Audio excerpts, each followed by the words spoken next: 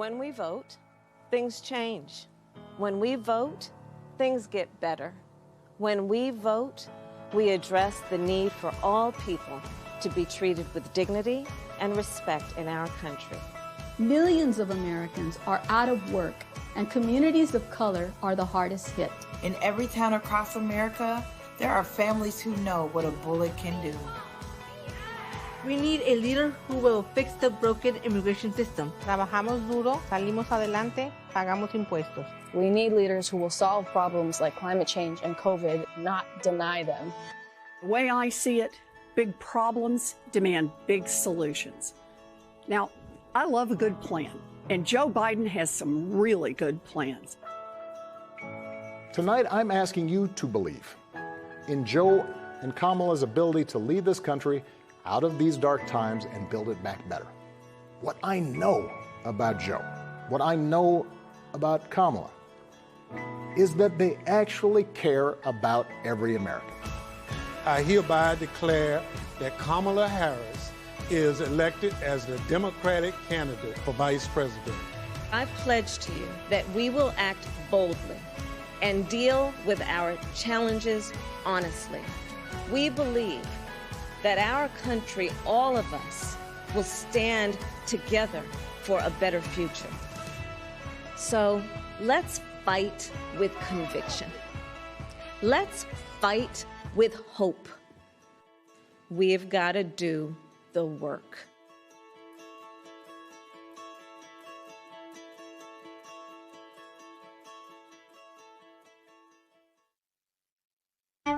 The Democratic Party has always risen to our country's greatest challenges. I pledge myself to a new deal for the American people. We've moved this country forward in a relentless push for progress. Progress for Americans of all walks of life, not just the privileged few. For the harsh facts of the matter are that we stand at this frontier at a turning point of history. We do not want our freedom gradually, but we want to be free now. We've brought together voices from every part of America. We are a people in a quandary about the present. We are a people in search of our future. We are attempting to fulfill our national purpose to create and sustain a society in which all of us are equal. And we've made history along the way. There is not a liberal America and a conservative America. There is the United States of America. We must pledge once more to march into the future. We are a different society than we were in 1961. Brothers and sisters, do you want to go back? Or do you want to keep America moving forward? Well, our motto is, when they go low, we go high. We never bow, we never bend, we never break. No, we endure, and we always, always, always move forward. This election, we've engaged a historic number of Americans in the democratic process. And now we have to overcome the odds once again to build back better than before. We lead not only by the example of our power, but by the power of our example. We are America, second to none, and we own the finish line. Don't forget it. We are Democrats, and we're ready to lead again. We're coming together on August 17th, all across America. Be there.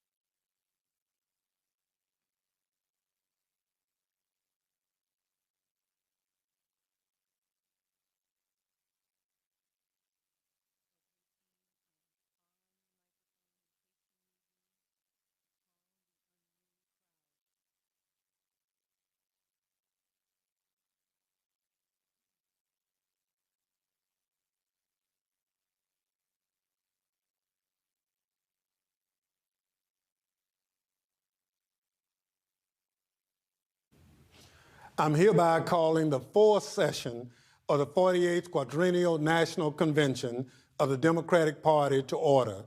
Welcome all to our final session of this historic and memorable convention.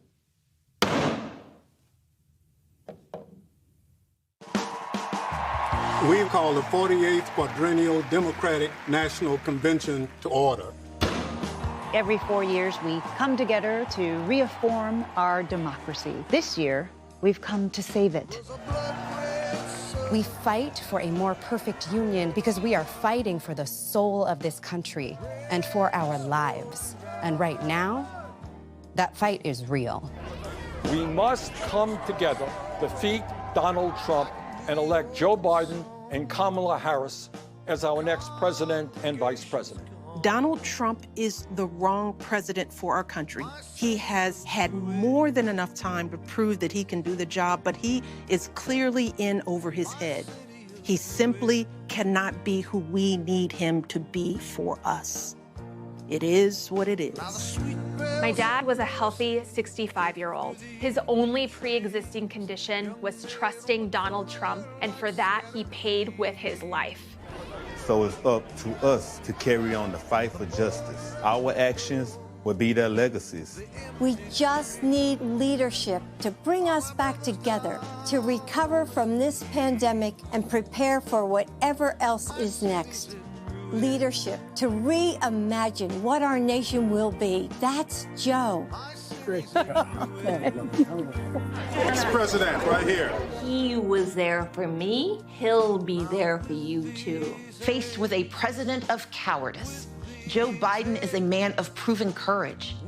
This year, for the first time, the roll call is heading out to all 57 states and territories. I'm pleased to announce that Vice President Joe Biden has officially been nominated by the Democratic Party as our candidate for President of the United States. I'll see you on Thursday. Our mission is to fight for a future equal to the ideals of our founders, our hopes for our children, and the sacrifices of our veterans, our brave men and women in uniform, and their families. The American people are forever indebted to you for all of the work you do on the front line. We need leaders equal to this moment of sacrifice and service. We need Joe Biden and Kamala Harris. Tonight, I'm asking you to believe in Joe and Kamala's ability to lead this country out of these dark times and build it back better. In this election, we have a chance to change the course of history. We're all in this fight together. What an awesome responsibility. What an awesome privilege. I accept your nomination for Vice President of the United States of America.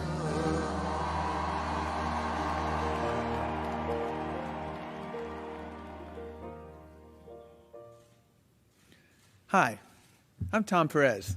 This has been an incredible week. It hasn't been the kind of convention you might have been expecting, and to be honest, it wasn't the kind of convention we had planned for.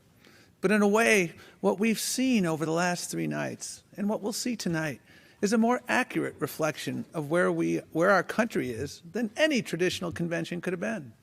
Yes, we've talked a lot about our next president and vice president, Joe Biden and Kamala Harris.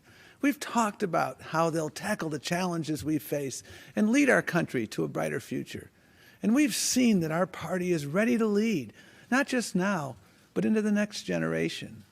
But we've also heard a lot from people who aren't running for anything this year, people who might not even think of themselves as political. Auto workers and college students, farmers and immigrants, teachers, nurses, and yes, the occasional calamari chef. If the literal meaning of the word convention has to do with coming together, then what has brought us together this year isn't partisanship, it's purpose.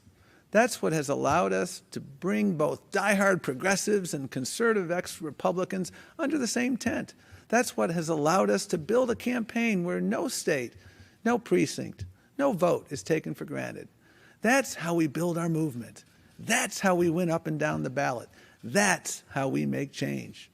And when we can bring that kind of energy to the challenges our nation faces, well, there's nothing we can't accomplish.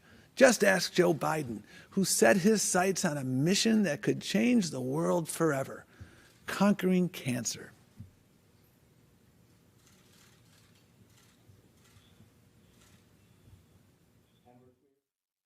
We choose to go to the moon in this decade and do the other things, not because they are easy, but because they are hard.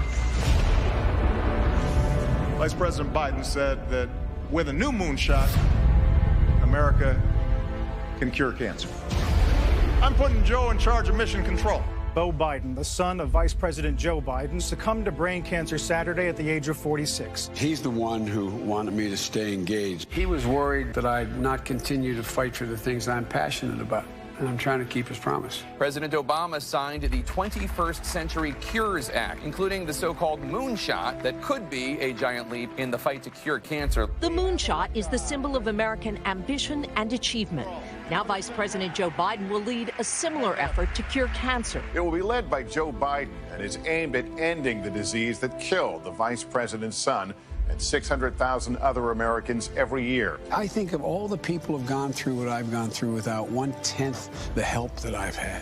When you have a son or daughter, husband, wife, someone you adore, you become as educated as you can, as quickly as you can, particularly when you know that's a very serious form. I learned a lot about the mechanics of cancer and the delivery systems, and there's so many changes that are just on the cusp. I have now met with over 200 oncologists and cancer research centers, and I'm asking them, what is it you want me to clear the way for?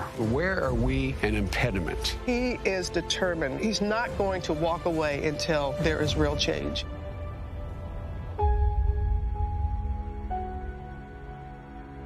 This is a truly bipartisan issue. So the leaders in this effort in the House and Senate are Republicans as well as Democrats. He's been pushed to the edge of what anyone could be expected to bear. Following correction, Beau Biden, cancer, moonshot. You're a man of substance. You have experienced tragedies in your life, and we are inspired by the way that you have responded to those. Every single family in America has been affected by cancer, and we are so close. For the loved ones we've all lost, let's make America the country that cures cancer once and for all. I believe we need a moonshot in this country to cure cancer. It's personal, but I know we can do this. There are so many breakthroughs just on the horizon. We can make them real with an absolute national commitment. There are Democrats and Republicans on the Hill who share our passion to silence this deadly disease. If I could be anything, I would have wanted to be the president that ended cancer, because it's possible.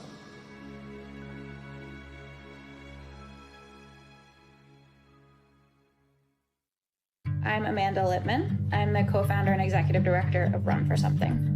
In May 2017, I was invited to join a small meeting in DC with a handful of other organization leaders to give updates to the VP on our work.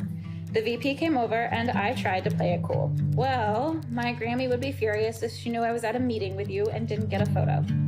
Grammy, the VP said, perking up as we posed for the photo you can see here. Let's call her. I called her. Someone wants to talk to you.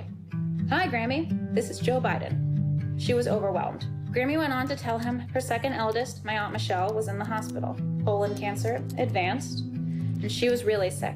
The VP's posture changed immediately. I'm so sorry, Grammy. I'm so, so sorry. You know, my son Beau died of cancer. As a parent, you should never have to even think of one day burying a child. It's a nightmare. He stepped away, speaking personally with her about sitting in a hospital room with a sick child, about pain. I could hear her choking up on the phone. I'm giving Amanda my personal home phone number. You need anything, you call me. I'll come to the hospital and sit with you. Anything. Grammy still talks about that call. He's a genuinely nice man, she says. He just gets it. Her grief and my family's grief mattered to him. Our entire country is grieving.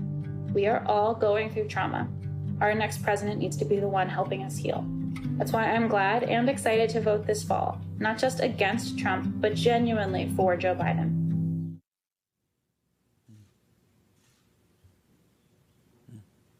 Before we continue with tonight's program, I want to thank everyone who has made this unprecedented convention possible, from our delegates and speakers to our party staff and our production team.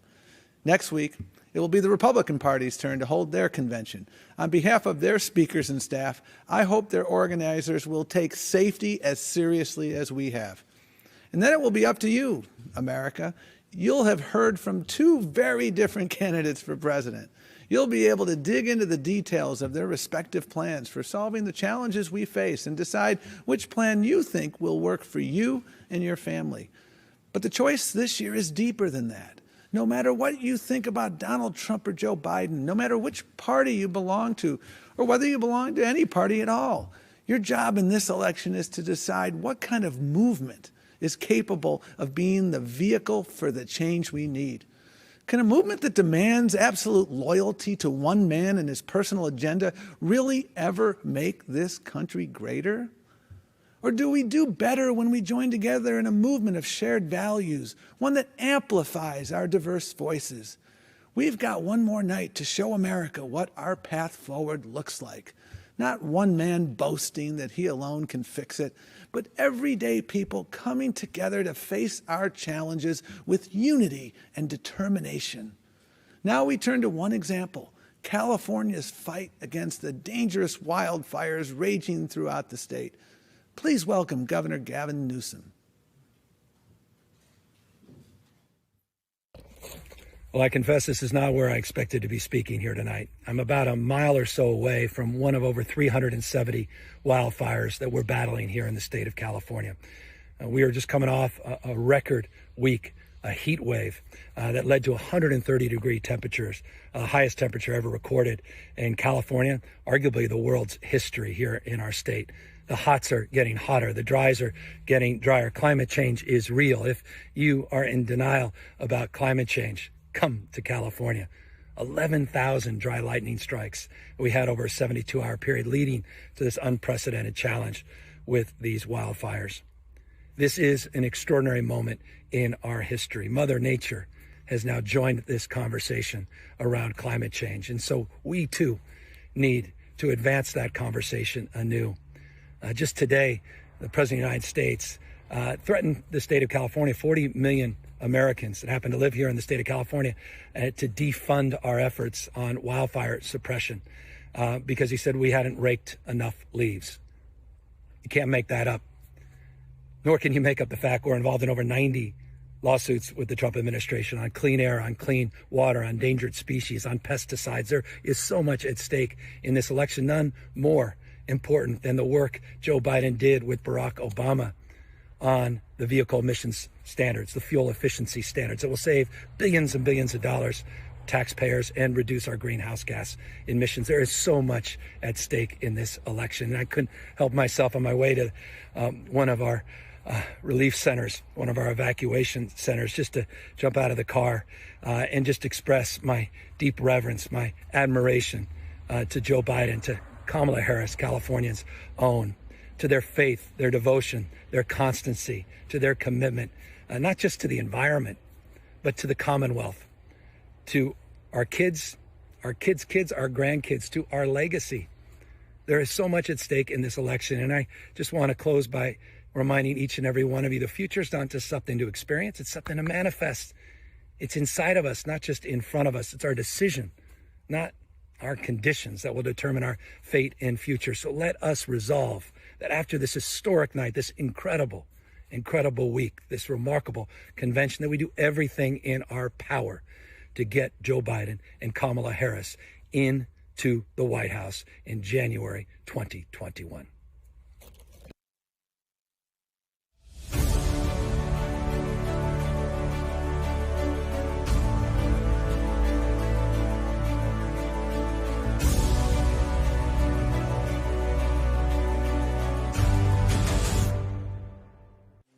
America's an idea.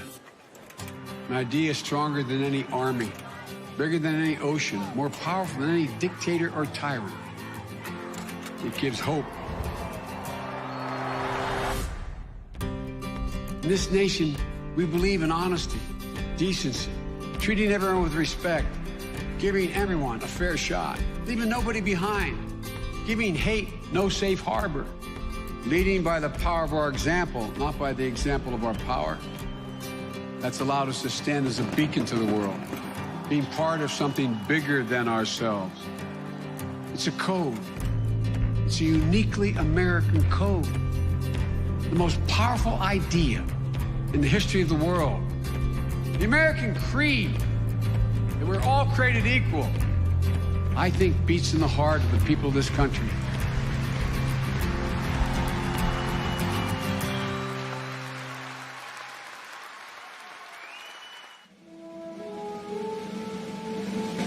This time next year, I hope the virus is in check and the American spirit is unleashed, and that we're not fearing, but hoping again.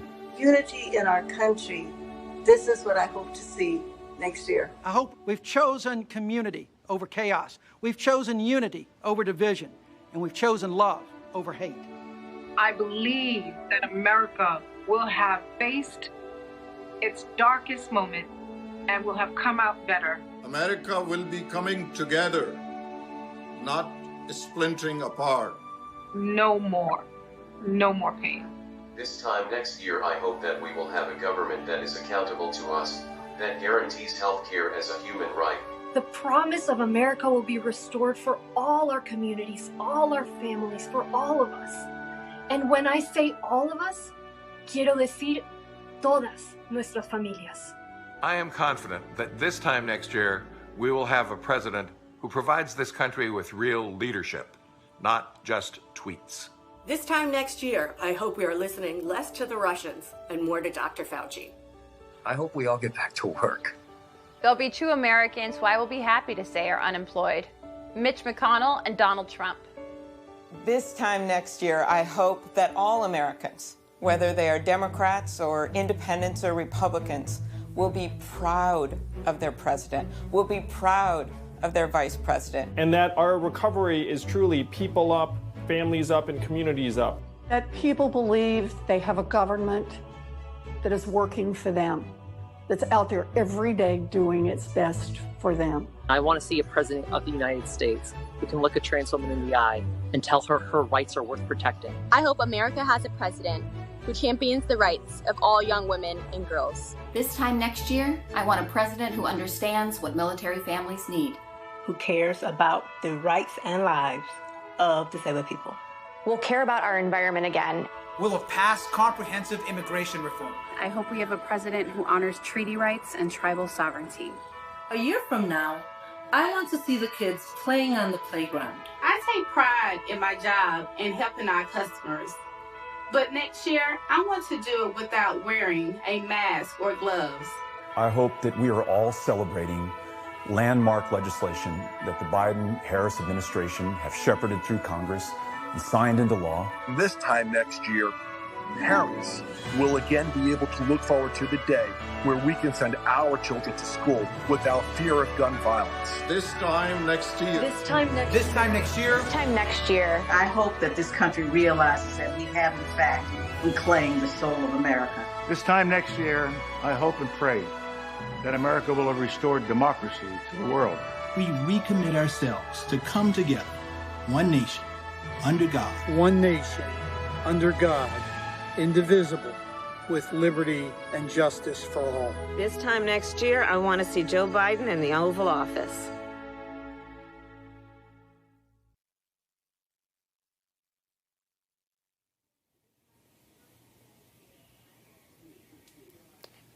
Hello, America. I'm Andrew Yang. You might know me as the guy who ran for president talking about math and the future. Unfortunately for all of us, that future is now. The pandemic has accelerated everything. If you're like me and my wife, Evelyn, you don't know if your child's school is going to reopen this fall. 72% of Americans believe that this is the worst time we have ever experienced. And 42% of the jobs that have been lost, millions of jobs, will never return. We are in a deep, dark hole, and we need leaders who will help us dig out. I know many politicians promise and then fail to deliver. If you voted for Trump or didn't vote at all back in 2016, I get it.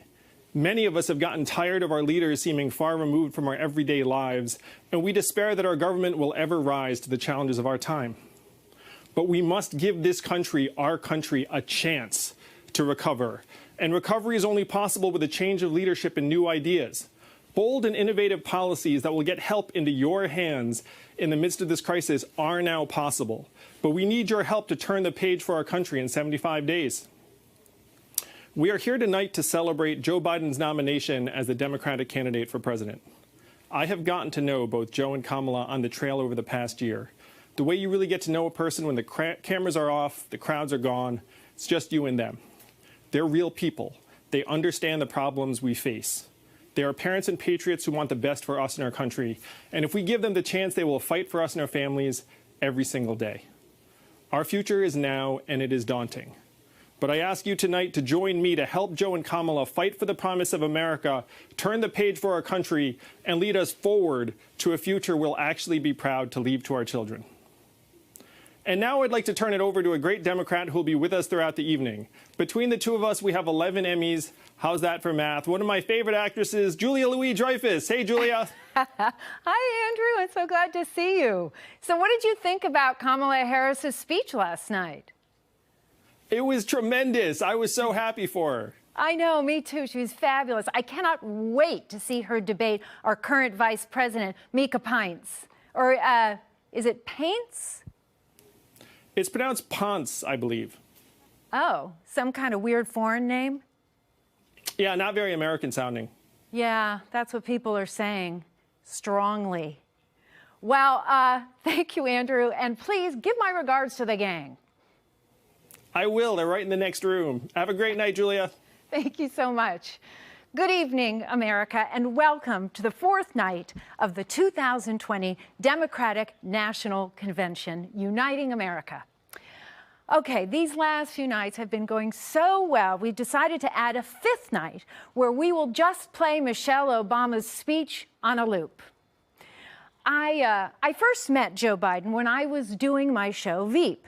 I played the vice president, and he was, in fact, the vice president, and we hit it off immediately. Soon after, I was asked to be on the cover of a magazine. Remember those? And I was so excited. It was like, oh, what's it going to be? People or Vogue or Rolling Stone? Well, it turns out it was for Arrive, the official onboard magazine of Amtrak, which nobody ever reads, even though it's free. And the day it came out, my phone rang, and it was the vice president telling me he loved the cover and the whole article, and that it was one of the best issues of Arrive he had ever read. And that is just one of the many reasons that I wanted to be here tonight for Joe. And to remind you that Joe Biden not only knows how to read, but also he reads everything. You know, I am no policy expert, and I certainly don't pretend to be one, but I have a gut feeling about fairness and what's right, and that is why I am so excited that just in a little while we're going to hear from Joe Biden about his plans for America, plans for a strong economy that helps working people and small businesses, not just billionaires, and plans to raise the wages for the nurses and teachers and grocery workers that are getting us through this crisis. God love them. So, how can you help Joe? It's super simple. Vote. Right now, you can text VOTE to 30330 to learn about all of your voting options and make the best plan for how to vote in your community, wherever you are. An easy way to remember 30330 is that's the year Donald Trump will finally release his tax returns. If we all vote, there is nothing Facebook, Fox News, and Vladimir Putin can do to stop us. But first, let's reaffirm the all-American values that our party and Joe Biden stand for. This time, do it while you're smiling, okay? All right, ready? And action. I pledge allegiance to the flag of the United States of America and to the republic for which it stands, one nation, under God, indivisible, with liberty and justice for all. Awesome. Cut it. He needs an agent. Oh, say, can you see by the what so proudly we hailed at the twilight's last gleaming, whose broad stripes and bright stars through the perilous fight o'er the ramparts we've watched were so gallantly streaming, and the rocket's red glare, the bombs bursting in air, gave proof through the night that our flag was still there. Oh, say does that star-spangled banner yet wave o'er the land of the free and the home of the brave.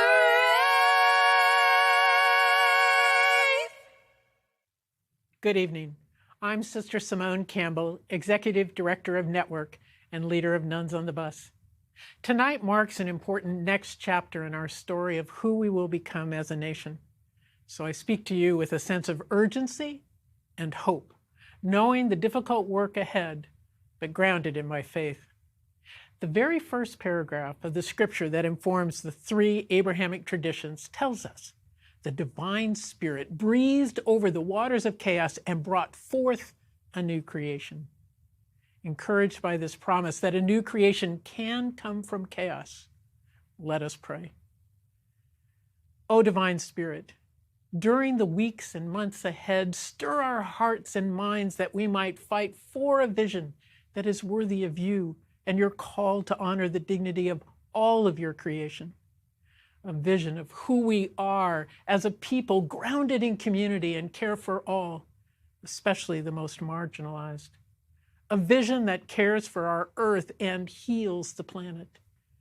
A vision that ends structural racism, bigotry, and sexism so rife now in our nation and in our history. A vision that ensures hungry people are fed, children are nourished, immigrants are welcomed. O Spirit, breathe in us and our leaders a new resolve that, committed to this new American promise, we will work together to build a national community grounded in healing, fearlessly based on truth, and living out of a sense of shared responsibility. In the name of all that is holy, O Spirit, bring out of this time of global and national chaos a new creation, a new community that can, with your help, realize this new promise that we affirm tonight. And so, with profound hope, let we, the people, say, Amen.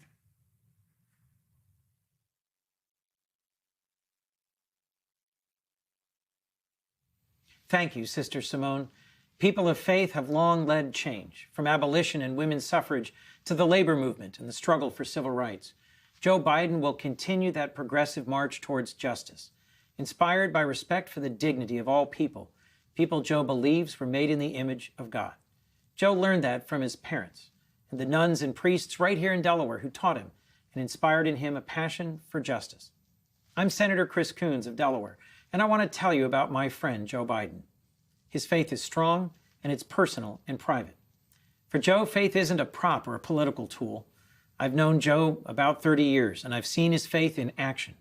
Joe knows the power of prayer, and I've seen him in moments of joy and triumph, of loss and despair, turn to God for strength. Joe's comforted me in my toughest moments, as he has so many others. I'll never forget how Joe took the time to offer me words of comfort as my father lay in hospice. Time and again, I've seen him stop everything and listen, really listen, to someone who needs a shoulder to cry on or a partner in prayer. That compassion, that empathy is part of his character. More than anything, Joe's a man of faith and conscience He'll be a president for Americans of all faiths, as well as people of conscience who practice no particular faith. Joe's faith is really about our future, about a world with less suffering and more justice, where we're better stewards of creation, where we have a more just immigration policy, and where we call out and confront the original sins of this nation, the sins of slavery and racism. Joe knows these are central issues in this election, and for him, they're rooted in faith. Joe knows that it's faith that sustains so many ordinary Americans who do extraordinary things. Nurses who brave infection, firefighters who run into burning buildings, teachers working overtime, especially now. They all deserve a servant leader who knows the dignity of work, who sees them, respects them, fights for them. We need a president who brings people of all faiths together to tackle our challenges, rebuild our country, and restore our humanity. Someone who knows we're called to do justice, love mercy, and walk humbly with our God. Joe Biden will be that president. Joe's always known this race is a battle for the soul of our country, and he's right. Joe believes. He believes in both the greatness and the goodness of this country. He believes in us and in what we can do together. My question is, what is your faith, and how would you use your faith in making decisions for our nation? Well, Reverend, I kind of know what it's like to lose family. And my heart goes out to you. If you may remember, after Barack and Michelle and I were there, and my family, I came back on that Sunday, the regular service, because I had just lost my son. And I wanted some hope, because what you all did was astounding. I don't know if you all know this. All those who died, were killed by this white supremacist, they forgave him. They forgave him. The ultimate act of Christian charity, they forgave him. And you know, Reverend, I'm not proselytizing. I happen to be a practicing Catholic. But I went back to the church because I found, particularly, the black church. In this case, it was an AME. It was not an Episcopal church. I found that there's that famous phrase from Kierkegaard, faith sees best in the dark. I find the one thing it gives me, and I'm not trying to proselytize, I'm not trying to convince you to share my religious views. But for me, it's important because it gives me some reason to have hope and purpose. Just remember, Joe Biden goes to church so regularly that he doesn't even need tear gas and a bunch of federalized troops to help him get there. No one fought harder for your right to vote than John Lewis. Here to speak about him and his legacy, we have one of our great mayors, Atlanta's Keisha Lance Bottoms. Mayor Bottoms, hello. I know that you're recovering from the coronavirus. How are you feeling? Well, good evening. I feel really good. Thank you for asking. My husband, on the other hand, is still having many of the lingering side effects that people talk about, but all in all, our family's doing great. Well, I'm glad to hear it, but boy, I think a lot of Americans are going to be dealing with that for a long time. Hey, Mayor, I wanted to ask you something. Is Atlanta ready for Election Day? We will be ready. And we are going to do everything that we can to make sure that voting goes smoothly. But we are encouraging people, if you can vote early in your state, to please do so. Early vote during the early vote. Perfect. Excellent advice. Over 40 states now allow some form of early voting. Okay, stay safe, Mayor, and I turn it over to you. Well, thank you, Julia. And good evening. I'm Keisha Lance Bottoms, a mother of 4 and mayor of Atlanta, Georgia, cradle of the civil rights movement, and like so many other cities, a place where the struggle for human dignity continues. I'm proud to have grown up in this city, educated in its public schools, and blessed to have known our hometown heroes like Dr. Joseph Lowry, Dr. C.T. Vivian, and our teacher, our friend, our conscience, our congressman, John Lewis. He walked gently amongst us, not as a distant icon, but as a God-fearing man who did what he could to fulfill the as yet unfulfilled promise of America. People often think that they can't make a difference, like our civil rights icons. But every person in the movement mattered. Those who made the sandwiches, swept the church floors, stuffed the envelopes. They too changed America, and so can we. The baton has now been passed to each of us. We've cried out for justice. We have gathered in our streets to demand change. And now we must pass on the gift John Lewis sacrificed to give us. We must register and we must vote. In his parting essay written to us, Congressman Lewis expressed his pride in the activism that has swept our country. And he reminded us that if we fail to exercise our right to vote, we can lose it.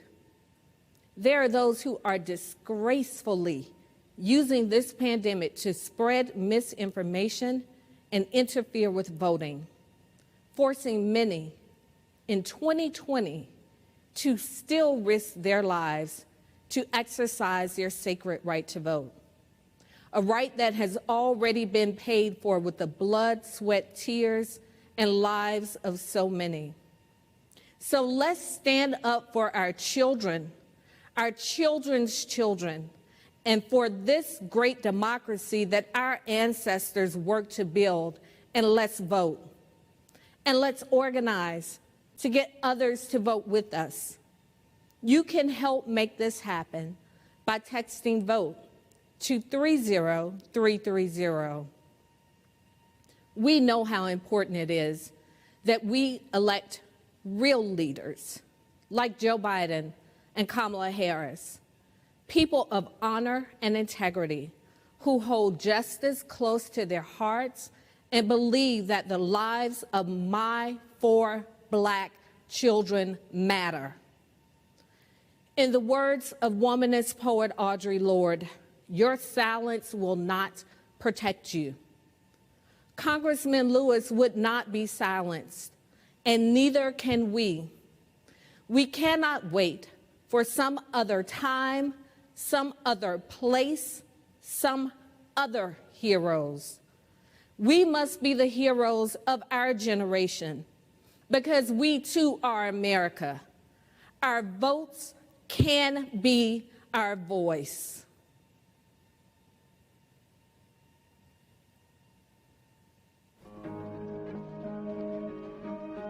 With something deep down within me, moving me, that I could no longer be satisfied or go along with an evil system.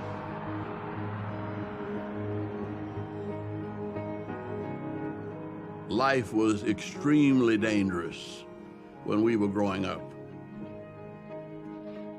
John Lewis had the respect of everybody because he was the one who demonstrated the most courage. He'd been beaten and knocked down and get up and go to find another battle. John was focused on ending voter suppression, and it wasn't that he was a great orator, it's that he was a great spirit. The power of spirituality and humility, and the willingness to suffer rather than to inflict suffering.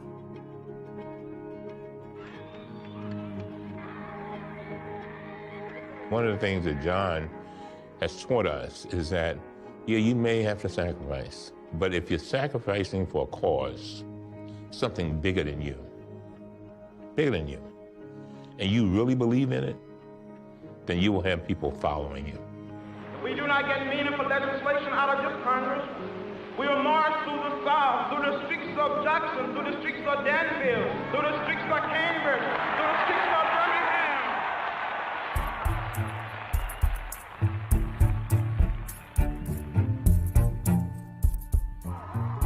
think he is the singular figure that has tried to carry out the work of our nonviolent campaigns into the halls of Congress.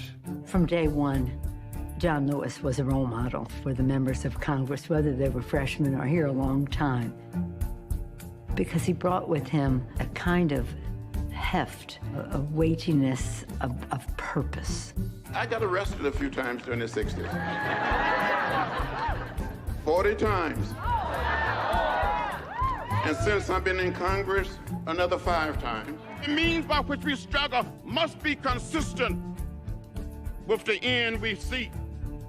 Someone who has navigated thorny issues of policy, not by castigating alone, but by also encouraging people to be better than they think they can be. Today we are considering a fair housing measure which not only protects our nation's minorities, but it protects the needs of those with disabilities and families with children. How long do we have to wait before we decide to ban assault weapons? We have another opportunity to bring more of our citizens into political participation. I have on my marching shoes. That's right. I'm fired up. I'm ready to march. And all of these decades later, while he and others of his generation achieved much, we're still fighting against police brutality and fighting for our voting rights. And so we best honor him by continuing to fight the good fights that he fought, by staying in good trouble.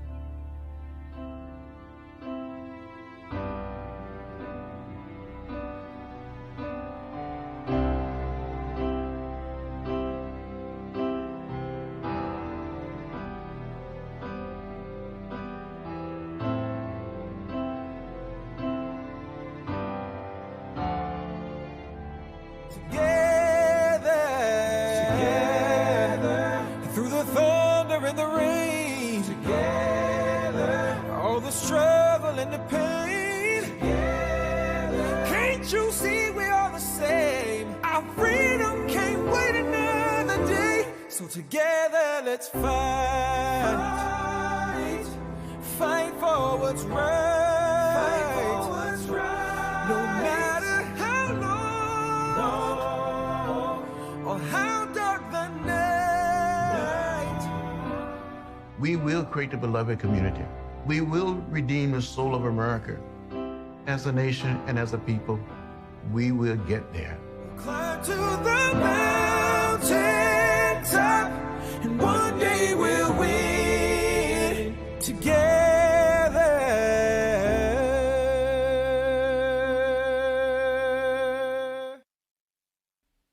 One day, when the glory comes, it will be ours. It will be ours. Oh, one day, when the war is won, we will be sure, we will be sure. Oh, glory, glory, glory. Oh, glory.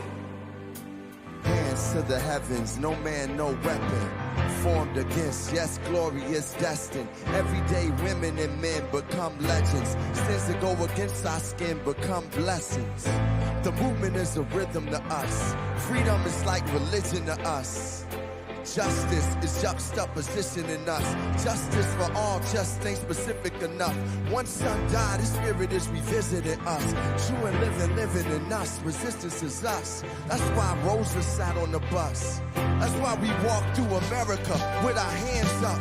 When it go down, we woman and man up. They say stay down, and we stand up. Shots we on the ground, the camera panned up. King pointed to the mountaintop, and we ran up. One day, when the glory comes, it will be ours. It will be ours. Oh, one day, when the war is won, we will be sure. We will be sure.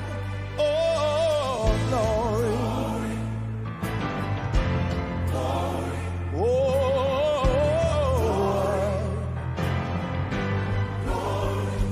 Now the war is not over.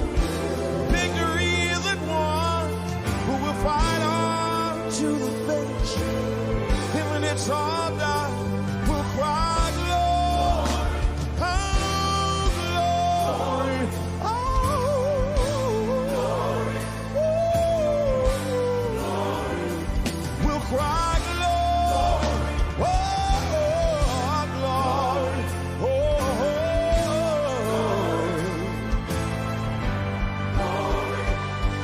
Selma's now for every man, woman, and child. Even Jesus got his crown in front of a crowd. They march with the torch, we gon' run with it now. Never look back, we done gone hundreds of miles. From dark roads, heroes, to become a hero. Facing the League of Justice, power was the people. Enemy is lethal, a king became regal. Saw the face of Jim Crow under a bald eagle. The biggest weapon is to stay peaceful. We sing, our music is the cuts that we bleed through. Somewhere in a dream we had an epiphany. Now we right the wrongs in history. No one can win a war individually. It takes the wisdom of the elders, young people's energy. Welcome to the story we call victory. The coming of the Lord, my eyes have seen the glory. One day, when the glory comes, it will be ours. It will be ours. Oh, one day, when the war is won, we will be sure. So sure, we will be sure. So sure to the world. Glory. God be the glory. Oh, yeah, yeah. Glory. Oh, glory. Glory. Oh,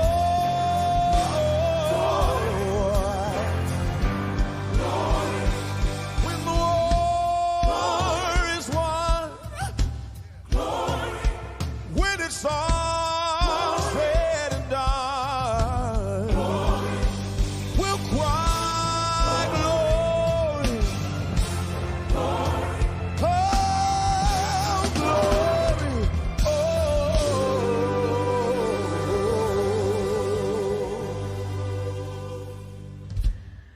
Wow, that was so beautiful, John and Common. Wow. Joe Biden shares John Lewis's belief that every vote matters. Personally, I plan to follow the example of 6 current cabinet members, Vice President Pence and President Trump himself, and vote by mail.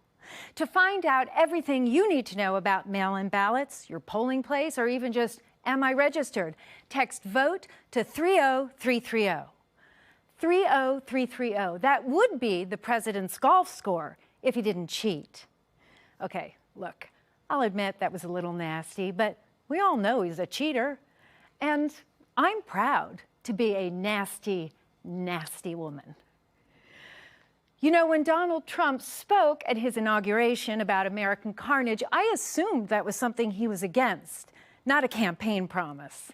What we need now is great leadership, someone experienced and hardworking and intelligent, someone who understands the soul of the American people.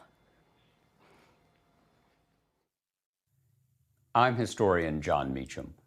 In his final Sunday sermon, days before his death, Martin Luther King Jr. said, "We are tied together in the single garment of destiny. This is the way God's universe is made. This is the way it is structured. A single garment of destiny. We, the people, cannot escape that reality. Nor, as Lincoln taught us, can you and I escape history. And we shouldn't want to, for many of us have been given much: liberty, opportunity, a sense of possibility. The task of our time is to make sure those gifts are available not just to folks who look like me, but to all of us. This is a grave moment in America. A deadly virus is ravaging us. Our jobs are evaporating. Our faith in the things that bind us together is fraying, for our democracy is under assault from an incumbent more interested in himself than he is in the rest of us. Extremism, nativism, isolationism, and a lack of economic opportunity for working people are all preventing us from realizing our nation's promise. And so we must decide whether we will continue to be prisoners of the darkest of American forces, or will we free ourselves to write a brighter, better, nobler story. That's the issue of this election, a choice that goes straight to the nature of the soul of America. Humankind has long viewed the soul as the vital center, the core, the essence of existence. The soul is what makes us, us. In its finest hours, America's soul has been animated by the proposition that we are all created equal, and by the imperative to ensure that we are treated equally. Yet America is a mix of light and shadow. Seneca Falls and Selma and Stonewall dwell in the American soul, but so do the impulses that have given us slavery, segregation, and systemic discrimination. Often, we'd prefer to hear the trumpets rather than face the tragedies. But an honest accounting of who we've been can enable us to see who we should be. A country driven by the best parts of our soul, not by the worst. A country informed by reason and candor, not by ego and lies. A country that's big-hearted, not narrow-minded. The struggle to be who we ought to be is difficult, demanding, and ongoing. Justice can be elusive, and change in America has been painful and provisional. The Civil War led to segregation, the New Deal to right-wing reaction, civil rights to white backlash. Yet history, which will surely be our judge, can also be our guide.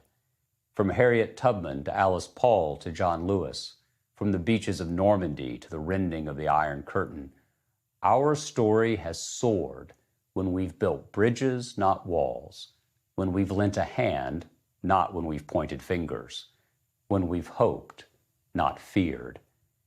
If we live in hope, we open our souls to the power of love. We've been taught to love our neighbors as ourselves. As individuals and as a nation, however, we fail at following that commandment more often than we succeed.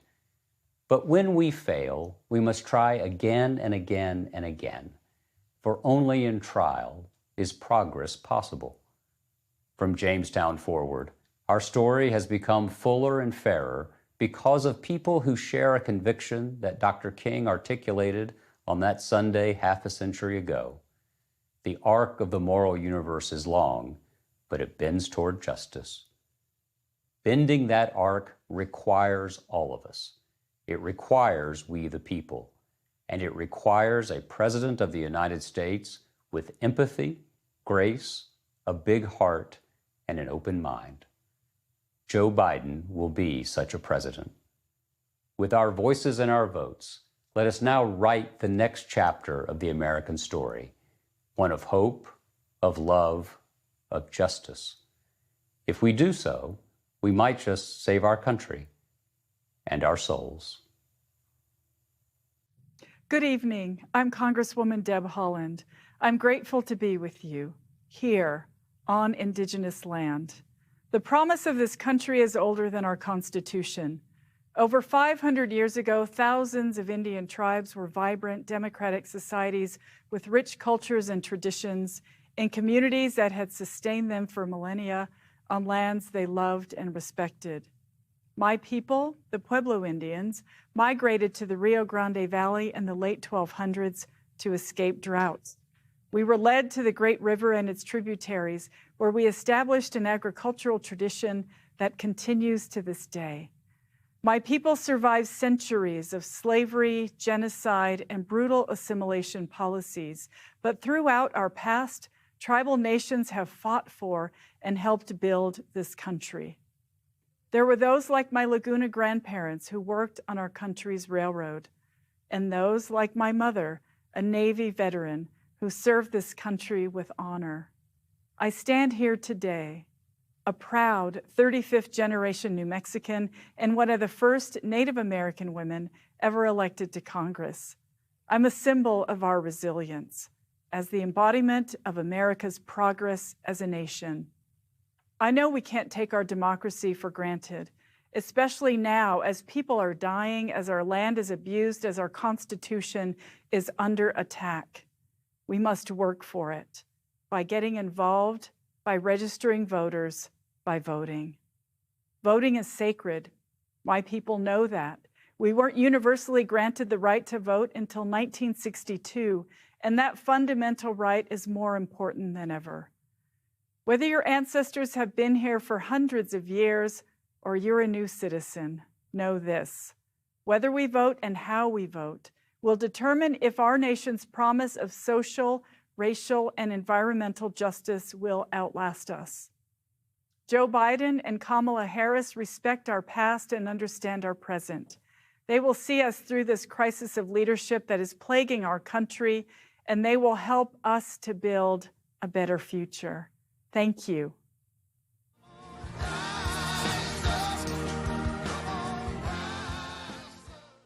The first year that I voted was 1974. 1967. I have not missed a general or a primary election in my 51-year voting history. Now, I don't go to the polls anymore. The U.S. Postal Service does it for me. And now we're seeing our current president sabotage our right to vote, sabotaging democracy by trying to undo the postal system. My father worked for the Postal Service for 30 years. My mother worked for that local post office for 10 years. That job enabled her to feed her family. I am appalled at what the Republicans and the president are trying to do to subvert the vote. Nothing or no one will stop me from voting this election. We need to keep our mail system. We need Joe Biden.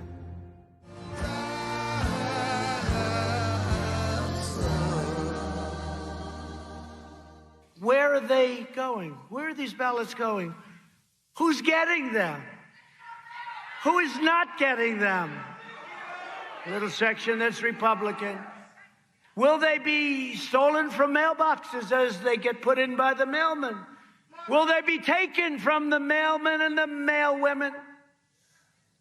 Will they be forged? Who is signing them? Who's signing them? What, are they signed at a kitchen table and sent in? Will they be counterfeited by groups inside our nation? Will they be counterfeited maybe by the millions by foreign powers? Let me put this in my own words. I've heard Donald Trump say some pretty unhinged things. I've heard them over and over and over again. But nothing is more dangerous to our democracy than his attacks on mail-in voting during a pandemic. Okay, here's the truth. Donald Trump doesn't want any of us to vote because he knows he can't win fair and square. So whether you plan to vote by mail or in person wearing your mask, it is your vote and it's your right. Don't let Donald Trump take that away from you. For accurate, up-to-date voting information that you can trust, text VOTE to 30330. One more time, text VOTE to 30330. I'm Alex Padilla, California Secretary of State. And I'm Jocelyn Benson, the Secretary of State of Michigan. Voting is the oxygen of our democracy. It decides elections, and elections change lives. That's why we've seen so many attacks on our right to vote, including many that specifically target working families, young people, and communities of color. Secretaries of State are responsible for running fair, accessible, secure elections where every vote is counted and every voice is heard. We serve on the front lines defending our democracy against any and all attacks, foreign and domestic. So let's talk about this election. Despite what he says, Donald Trump can't cancel it. But he and Republicans are making it too hard for so many to cast their ballots. And now he's attacking vote by mail to distract and confuse voters. And let's be clear, there is absolutely zero difference between voting by mail and voting absentee. Millions of Americans have been voting absentee for decades. Donald Trump, his family, his staff, they all vote by mail. In fact, in states like Colorado, Utah, and Oregon, voters have been voting by mail for years. Republicans and Democrats agree it is safe. But now Trump has admitted he's trying to sabotage the post office to undermine voting by mail. And we're not going to let him do that. Our job is to make sure everyone can vote safely, whether in person or by mail. And your job is to make sure you vote. And there's more. Once you've done that, talk to your friends and neighbors. Spread the word. Tell everyone you know to text VOTE to 30330 for more voting options. If you're planning to vote from home, request and return your ballot early. And remind everyone you know to make a plan to vote. Don't let anyone keep you from exercising your most sacred right. Make your plan to vote. Grab your mask and head to the polls the first day they're open. Or request your ballot and send it in right away. And know this, election results may take a little longer this year, but Democrats will fight to make sure your ballot is counted. Because at the end of the day, the biggest role in preserving our democracy isn't ours, it's yours.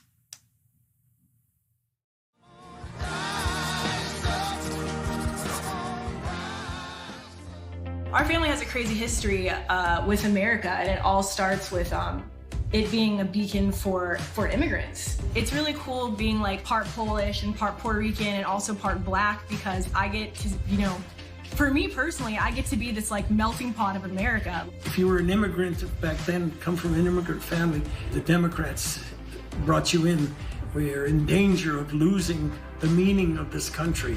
Every generation before us has had to fight for what they believe in, and it's just our turn now. I was so proud when I saw the demonstrations that were going on across the country.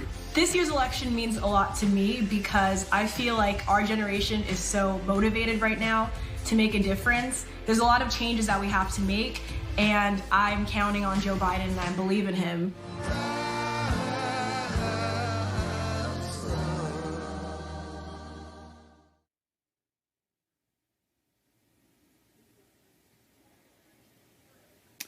I'm here because a union job lifted my family out of poverty and into the middle class. My grandfather left the Jim Crow South for Detroit, joined the UAW, and got a job on the assembly lines during World War II. That union job enabled him to support his family, raise my mom, and send her to Fisk University. That's the American dream. Together we work, together we rise. Joe Biden and Kamala Harris know the dignity of all working Americans. They know the urgency and the demand of our dream. But working people are under attack. The wealth gap grows, our middle class shrinks, and poverty persists. Last week, Donald Trump said, and I quote, "Our economy is doing good." While 40 million Americans are at risk of losing their homes, 30 million aren't getting enough to eat, and 5.4 million people have lost their health care because of this crisis. He has failed us. But still, I believe in the dream of our ancestors. Together with Joe and Kamala in the White House, we'll raise the minimum wage so no one who works a full-time job in America lives in poverty. Together, we'll fight for those who keep us healthy, who keep us safe, who teach our children.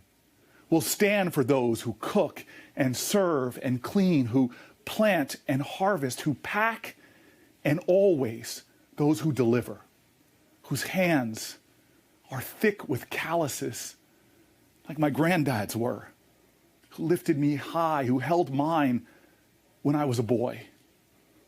If he was alive, Joe and Kamala, he would be so proud of you. And he'd tell us, take another by the hand and another, and let's get to work. This dream ain't free. You gotta work for it. So like his generation, up and out of the Depression, let's now work together and stand together. And America, together, we will rise. This is my team. You guys build America, not Wall Street. Unions build America. That's right. The Americans just want to live meekly comfortable. I've got a wife that works as well.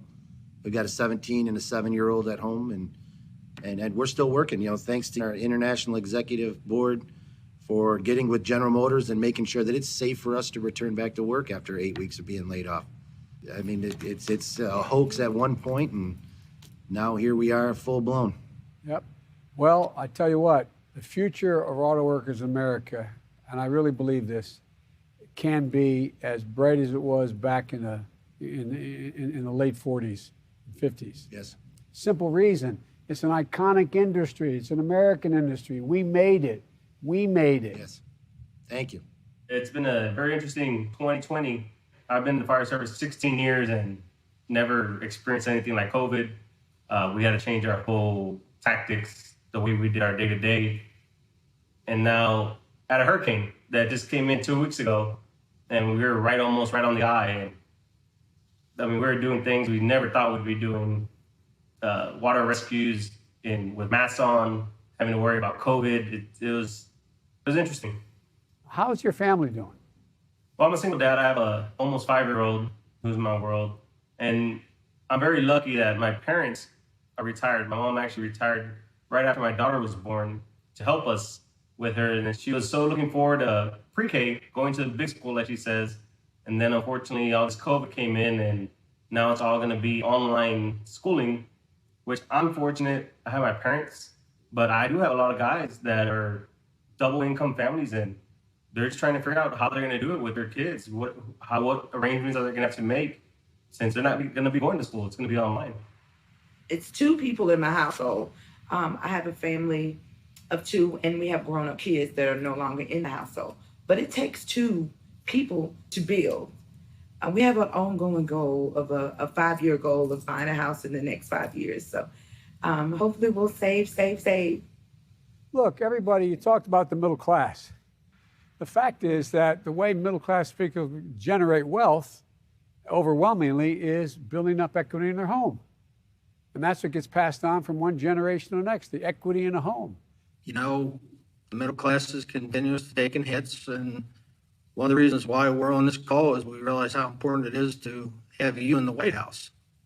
We need a comprehensive energy policy for renewable resources, which I know you have one. And if we're going to build the middle class, it's about the jobs. The future really rests on investment. We're going to be investing $2 trillion in infrastructure, ports, bridges, highways, making sure that we have access to do things that really make a difference, like what you're doing at solar facility outside of Harrisburg. You know, I'm a Scranton boy. You know, central Pennsylvania is okay, but, you know, northeast. So keep the faith, guys. Right. Okay? Thank you, sir. Thank you so much. know We American workers can appreciate count on you. you.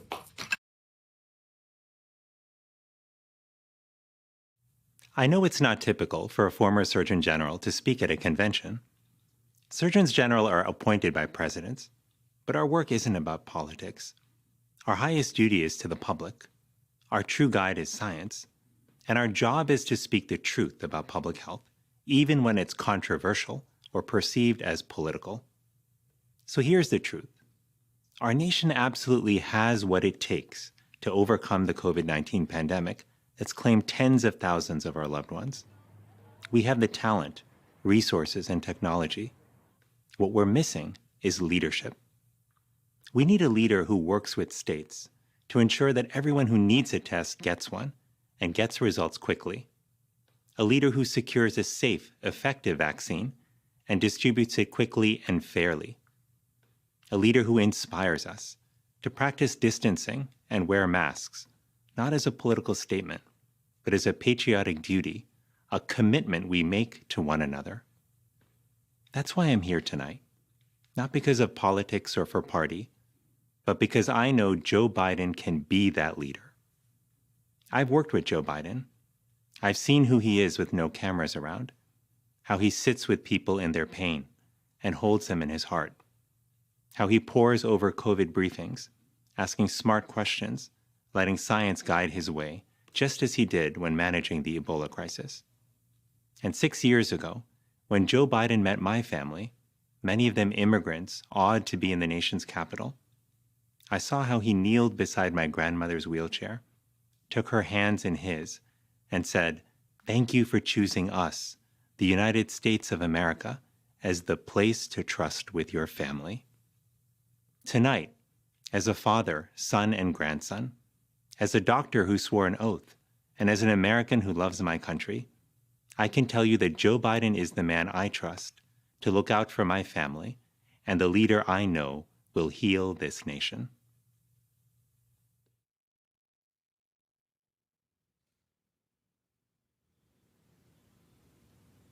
Hi, I'm Senator Tammy Baldwin. When I was 9 years old, I got sick, really sick. I was hospitalized, but since my grandparents were the ones raising me and our family's health plan didn't cover grandkids, they were forced to pay out of pocket for my 3-month hospital stay. I got better, but the insurance companies didn't. They refused to cover me at any cost because I was marked child with a pre-existing condition. We all have stories like this, stories about a time when the system was rigged against us, when we were counted out, left out, pushed out. Just think of what we've heard these past 4 days. Healthcare professionals who don't have the protective gear they need, young people whose asthma will get worse as our air quality does, workers who are afraid of losing their jobs. Each story begs this simple, fundamental question, a question that gets to the heart of the choice in this election. What kind of country do we want to be? Do we want to be a country where millionaires get to dodge taxes, or one where working families get a break? Do we want to be a country where medical bills bury people in debt, or one where health care is affordable for all, or where tens of thousands of people die from a virus, or where the American dream lives? I think we know the answer to that fundamental question, because most of us want the same things: good schools in our neighborhoods, racial justice, the freedom to love who we want, dignity in our work, and an economy where small businesses and working families thrive. And over the past months, we've added another to that list: a nation free from COVID. That's why Joe Biden and Kamala Harris are the only answer in this election. Trust me, they are. You see, there's another part of my story. The part where I ran for office, the part where I served in Congress, the part where I worked with Joe Biden and Barack Obama to make sure kids and grandkids, if they're dependents, can stay on their parents' health insurance until they're 26. We got that done. And yes, it was a big effing deal. That's the America I know. That's the America I love. And that's the America we will be with Joe Biden and Kamala Harris in the White House. A nation that plans, a nation that builds, a nation that builds back. Say it with me there at home: a nation that builds back better. Here in Wisconsin, our state motto is just one word: forward. This November, let's move forward and never look back. Thank you.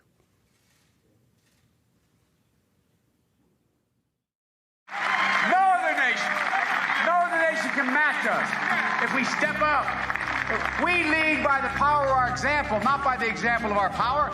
The only thing that can tear America apart is America itself, and we cannot let that happen. If you want to help Joe and Kamala make sure that America stays strong and united, please go to joebiden.com and contribute anything that you possibly can. Tonight, I couldn't be prouder to be a loyal union member, a passionate climate activist, and a patriotic Democrat, or as Donald Trump will call me in a tweet tomorrow, a washed-up horse-faced, no-talent has-been with low ratings. Well, with all due respect, sir, it takes one to know one. And now I'd like to introduce you to a real American hero, World War II veteran Ed Good. I am Edward Good. I'm 95 years old. I'm a veteran of World War II and of Korea. When I wear a uniform, I wear only 2 badges, my parachute wings and the combat infantry badge. I did make 1 combat jump over the Rhine in Germany, and I'm proud of that. I have been a Republican since the 1960s. I'm a member of the NRA, and I voted for Trump. I think Trump has been the worst president we've ever had, so I'll be glad to see him go. I think Joe Biden will be a great leader for the United States. Like me, on the day of my jump into Germany, I think Joe Biden cares about doing his proper duty for the United States, and if he's elected, that's what he will do.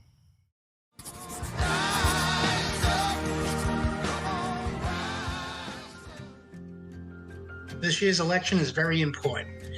Probably be the most important election we've had in years. I recommend strongly, based on the division in this country created by our current president, Donald Trump, we need to put somebody else in the White House that's going to bring us together. Now, let me just explain something. I've been a long-standing Republican for a long time, and I'm telling you, you got to vote for Joe Biden. You have to. I don't think we can deal with the type of person we have in the White House any longer. So it's up to you, America, and me, because in this election, I'm voting for Joe. I'm absolutely sure he's going to help us bring this country together once again.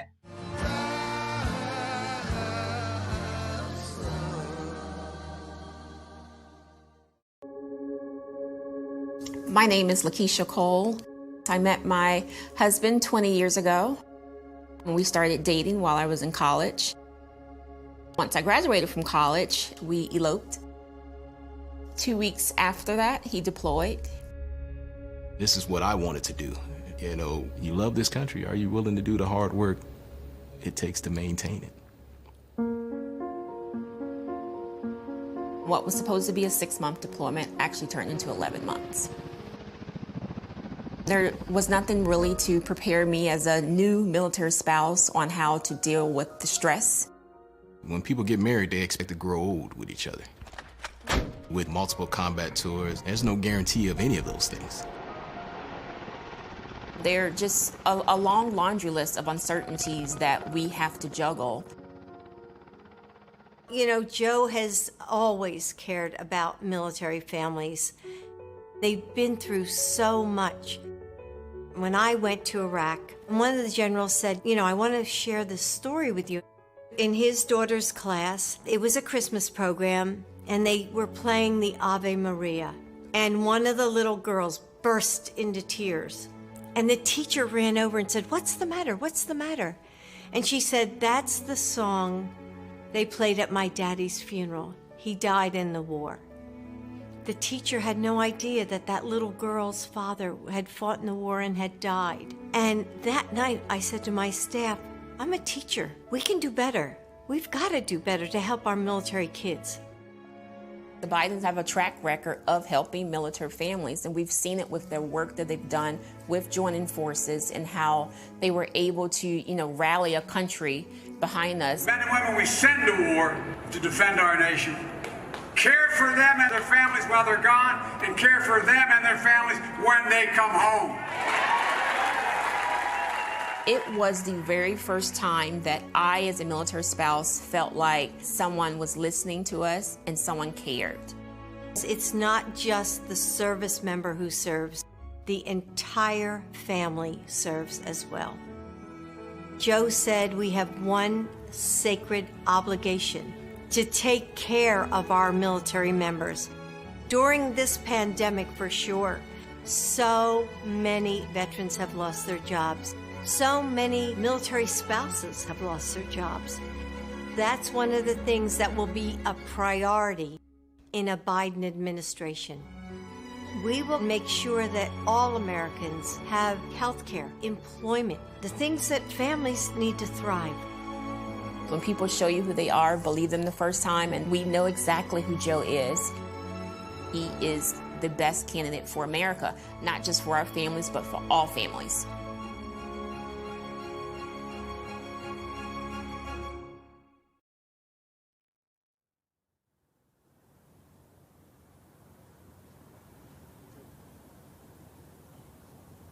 Good evening. I'm Tammy Duckworth. When I first enlisted in the Army, I was eager to serve my country, yet anxious whether I'd be able to earn my way into the ranks.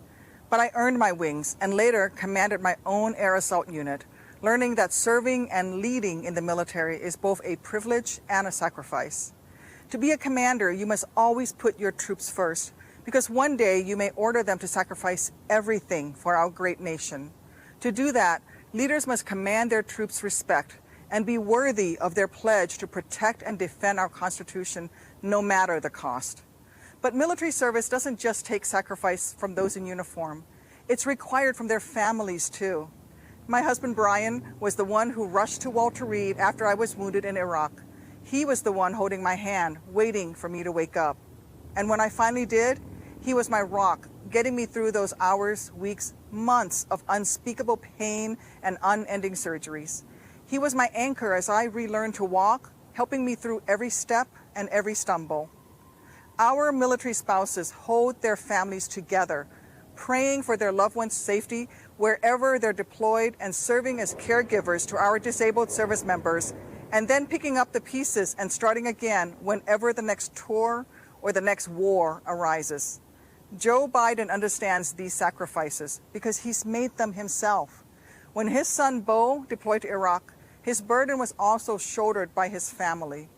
Joe knows the fear military families live because he's felt that dread of never knowing if your deployed loved one is safe. He understands their bravery because he has had to muster that same strength every hour of every day Beau was overseas. That's the kind of leader our service members deserve, one who understands the risks they face and who would actually protect them by doing his job as commander-in-chief.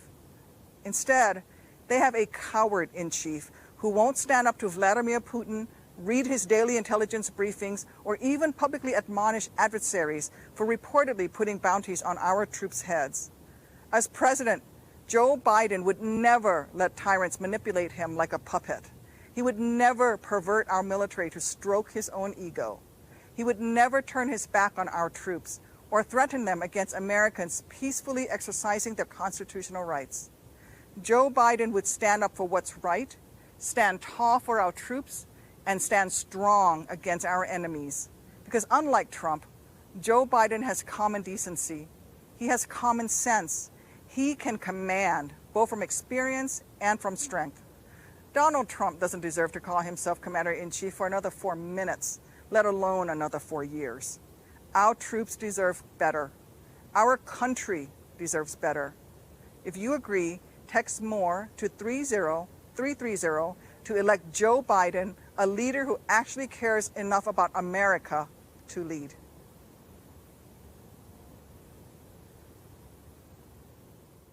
Good evening. I'm Beau Biden, and Joe Biden is my dad. Some voices are never silenced. Some work never ceases to change lives. Some people never stop inspiring, even after they're gone. Beau Biden was a husband, father, brother, son, soldier, attorney general. He was given just 46 years on this earth. He did in 46 years what most of us couldn't do in 146. Think about the day that dawns for children who are safer because of Beau, whose lives are fuller because of him. Think about the day that dawns for parents who rest easier and families who are freer because of him. Some folks may never know that their lives are better because of Beau Biden, but that's okay. Certainly for Beau, acclaim was never the point of public service. If you knew Beau, you knew he lived by the strictest code of honor, duty, service, country. You never had to ask if he would do something the right way. He didn't know any other way. Beau didn't cut corners. He turned down an appointment to be Delaware's Attorney General so he could win it fair and square. When the field was clear for him to run for the Senate, he chose to finish his job as AG instead. After 9/11, he joined the National Guard. He felt it was his obligation. He did his duty to his country and deployed to Iraq. Beau Biden served his country in battle. He prosecuted one of the worst child predators in American history. And even though he is no longer with us, every day he still inspires the next president of the United States. It won't be possible for me to be here this fall, so I have something to ask of you. Be there for my dad, like he was for me.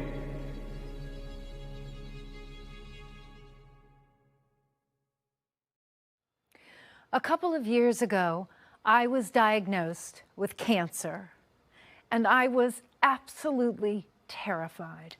One of the first people who called me was Joe. His real warmth and kindness on that call, man, I gotta say, it made me cry. Our current president has made me cry too, but it's never had anything to do with his warmth or kindness. Joe Biden's empathy is genuine. You can feel it.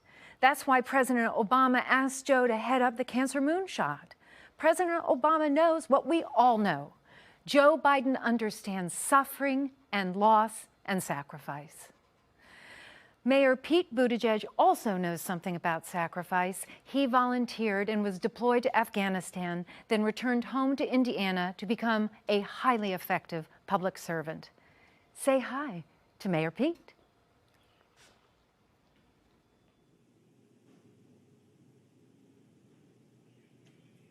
Good evening. Beau Biden lived a life of service, in office and in uniform. When you put your life on the line for this country, you do it not because it's the country you live in, but because it's a country you believe in. I believe in this country because America, uniquely, holds the promise of a place where everyone can belong. We know that for too many and for too long, that promise has been denied. But we also know America is at its best when we make that circle of belonging wider. Just over 10 years ago, I joined a military where firing me because of who I am wasn't just possible, it was policy. Now, in 2020, it is unlawful in America to fire someone because of who they are or who they love. The very ring on my finger, a wedding we celebrated, here where I'm standing, reflects how this country can change. Love makes my marriage real.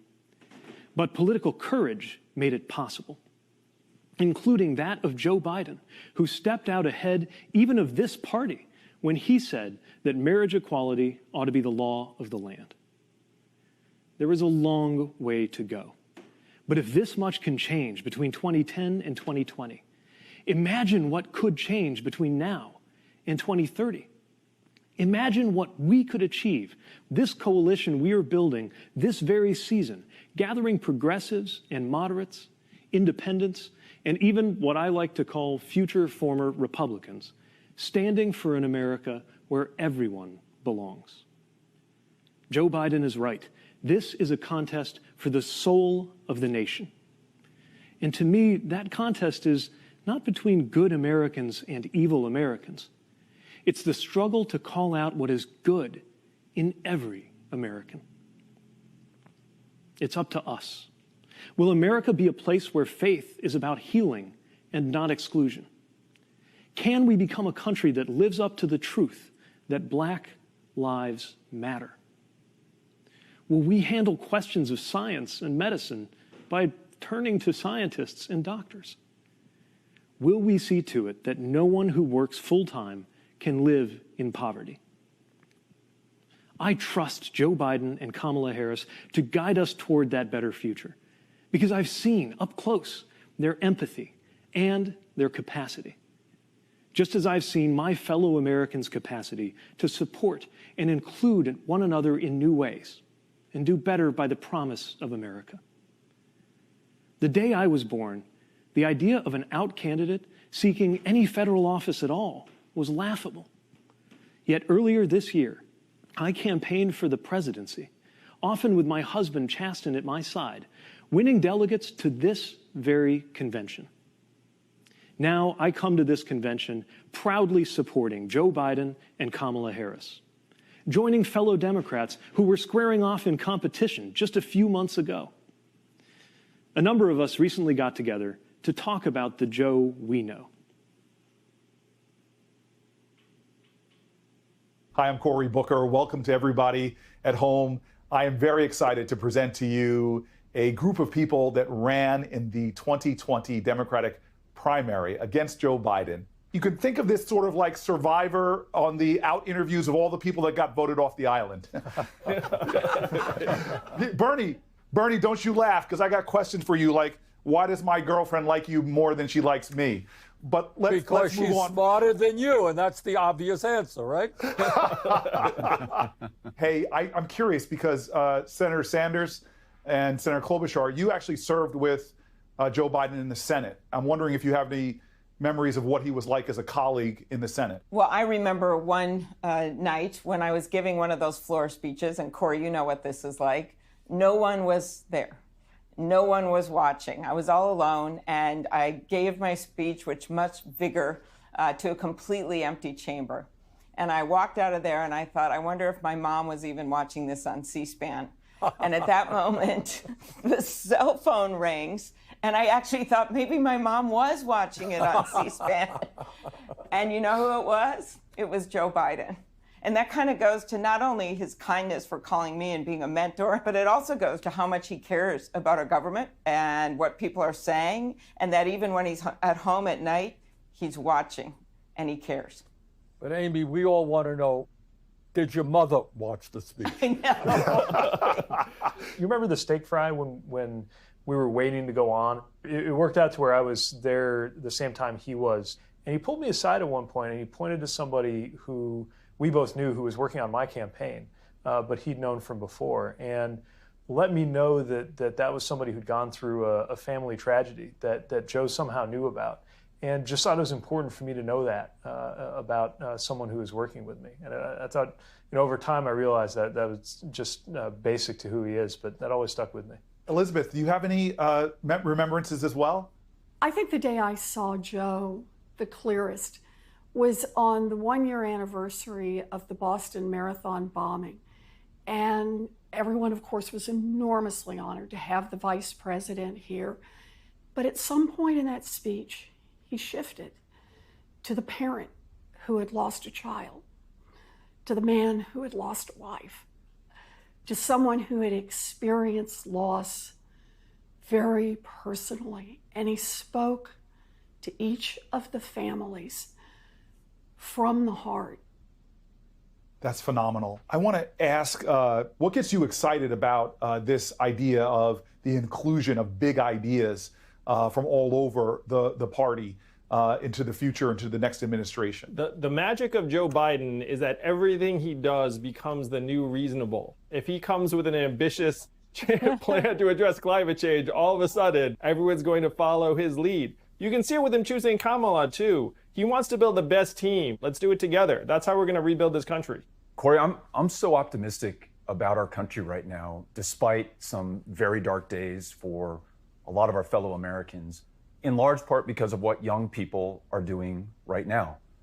After the murder of Ahmaud Arbery and Breonna Taylor and George Floyd, young people, by and large, led these protests, and they did so in the absolute best traditions of this country, in the tradition of John Lewis. My optimism and my faith in this country is reflected in those young people and the way that Joe and Kamala are listening to them and incorporating their ideas and their urgency into the campaign that they're running and the administration that they're going to lead.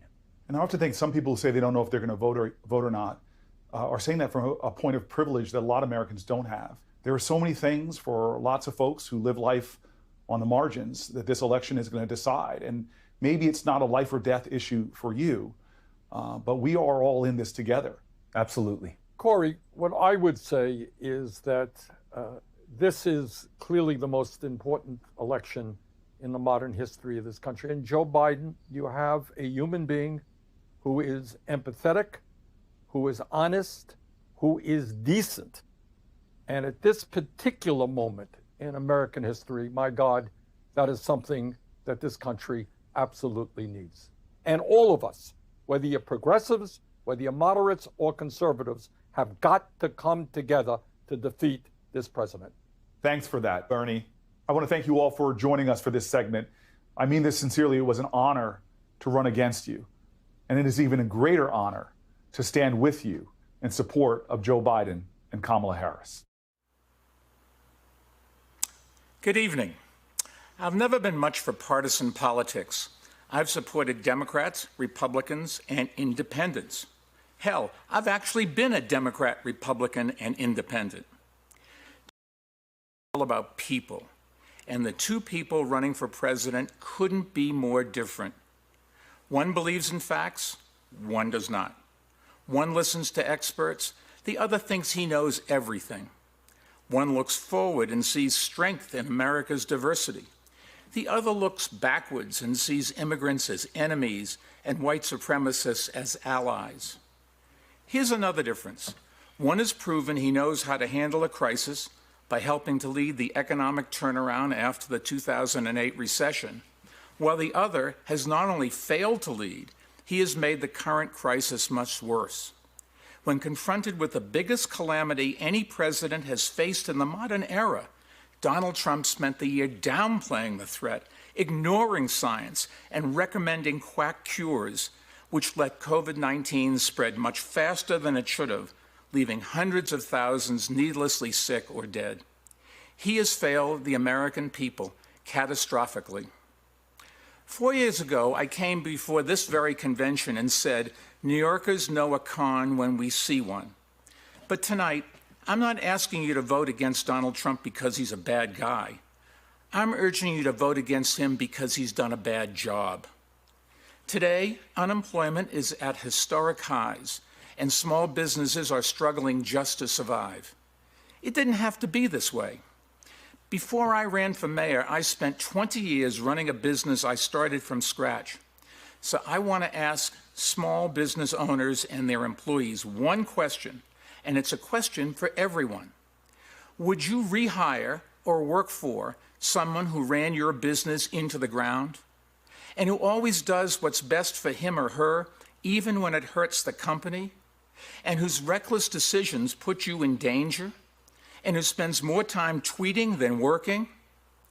If the answer is no, why the hell would we ever rehire Donald Trump for another 4 years? Trump says we should vote for him because he's a great businessman? Really? He drove his companies into bankruptcy 6 times, always leaving behind customers and contractors who had cheated and swindled and stopped doing business with him.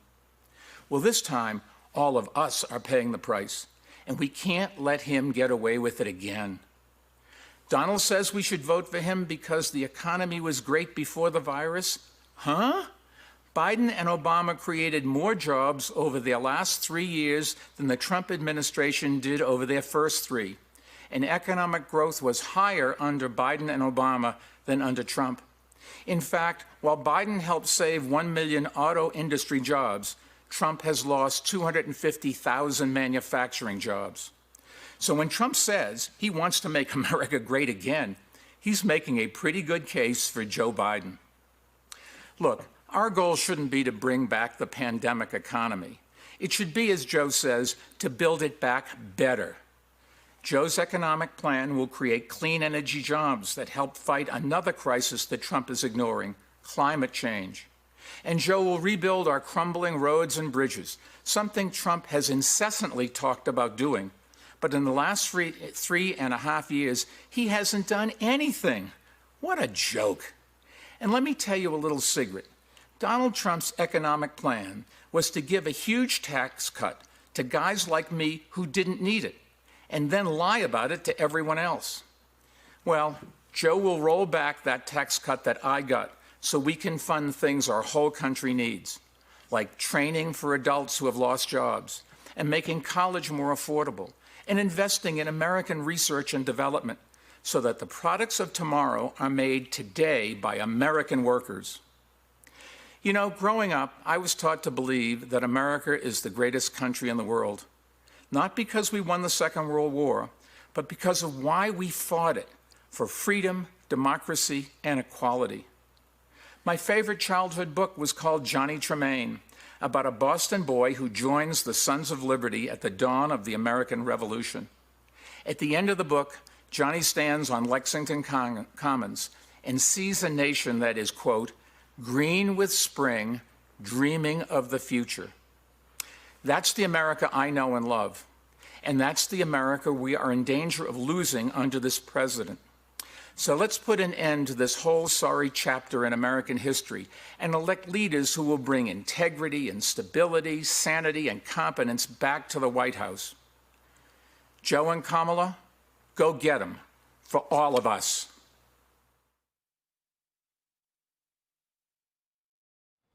We can help you find the best and safest way to vote in your state. Simply text VOTE to 30330 to learn more. 30330, it's actually not that hard to remember. Watch. Person, woman, man, camera, TV, 30330. Anyone can do it. I want to introduce you now to a young man who Vice President Biden met earlier this year in New Hampshire and helped to find his voice. Say hello to Braden Harrington. Hi, my name is Braden Harrington, and I'm 13 years old. And without Joe Biden, I wouldn't be talking to you today. About a few months ago, I met him in New Hampshire. He told me that we were members of the same club.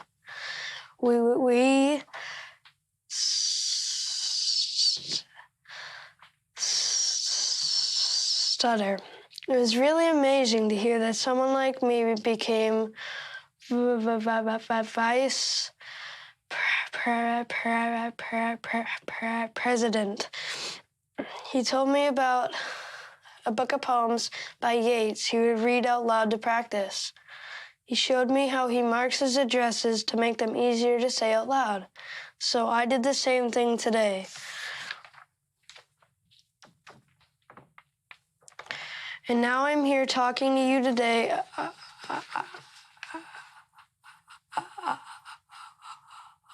about the future, about our future. My family often says when the world feels better before talking about something normal, like going to the movies. We all want the world to feel better. We need the world to feel better.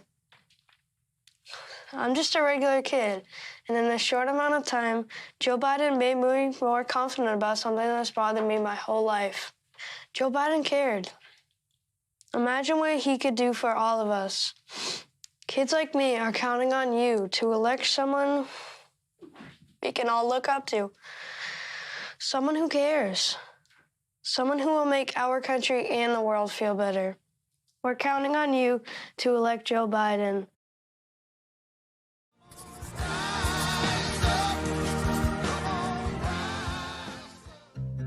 The first time I met Joe, I was really new at my synagogue, and I had to do a funeral service and a shiva, and towards the end of the service, the door opens up, and this person who was much younger than these octogenarians who were there walked in the room. It was our U.S. Senator, Joe Biden. He was just very respectful, and he stayed in the back, and his head was bowed in reverence. And at the end, I said, Senator Biden, why are you here? Because how does a nice Irish Catholic boy know from Shiva? And what he said was just so lovely. He said, this dear lady gave $18 to my campaign from the very first time I started in 1972. So he wanted to show his respects by saying thank you. And that just blew me away.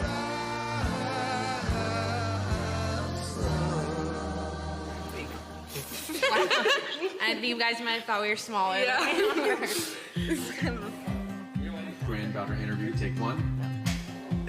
No, this is good. So what do I know about your grandfather? He's always eating ice cream. Usually it's like vanilla. With chocolate sprinkles.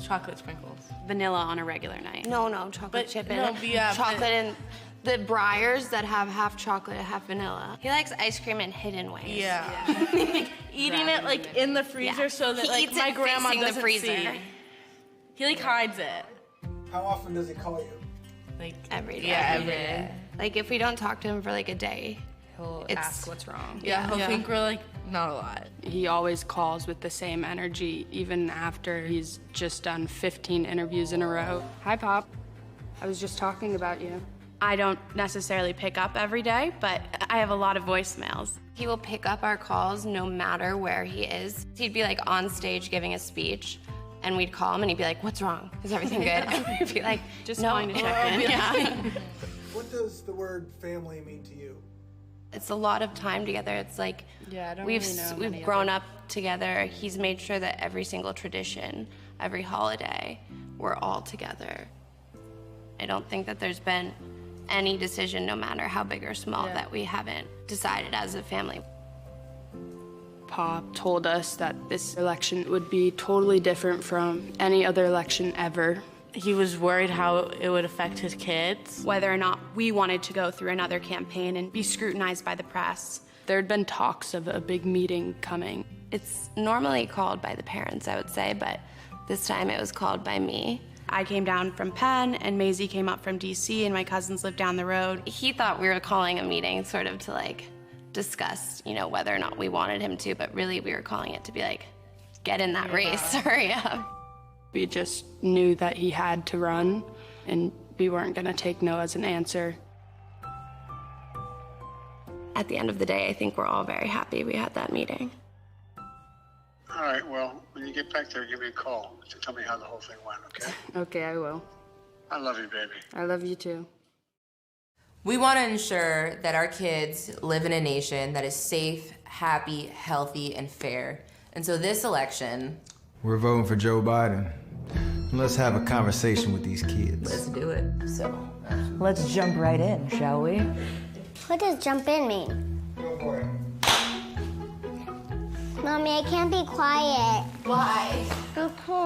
I don't want you to be quiet. You deserve to speak and say whatever it is that comes to your mind in this moment right now.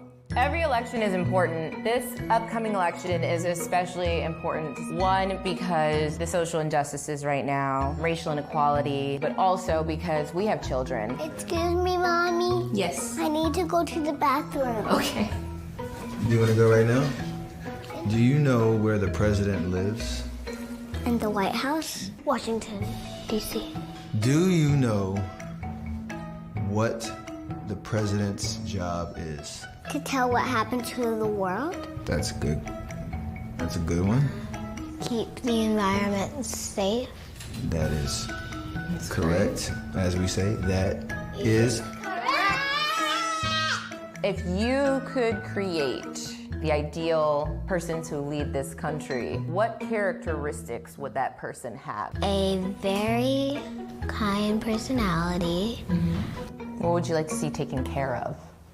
I would like to see them taking care of the earth and the people. So, girls, it is 2020 and the election is coming up in November.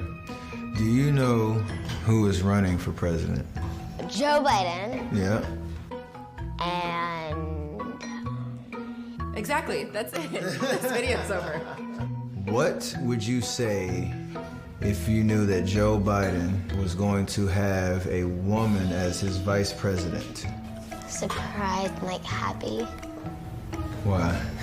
There's like not a lot of like women being president and helping alongside the president. How important do you think your faith is in the way that you live your life? Really big. Because I'm grateful for all the things that I have and that I love my family. And with that said, everyone, we really thank you, one, for listening to this very candid conversation with our daughters. And we just want to encourage you to truly do your research, think about your own homes and what you'd like to see projected out into the world in the right direction. Is making sure that you vote this election for Biden. Whatever you do, please vote.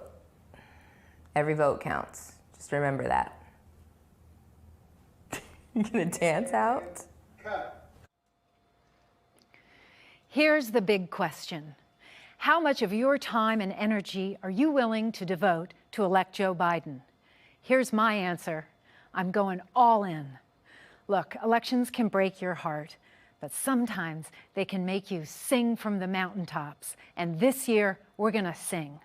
This year, we're going to elect a president who's honest, experienced, and intelligent.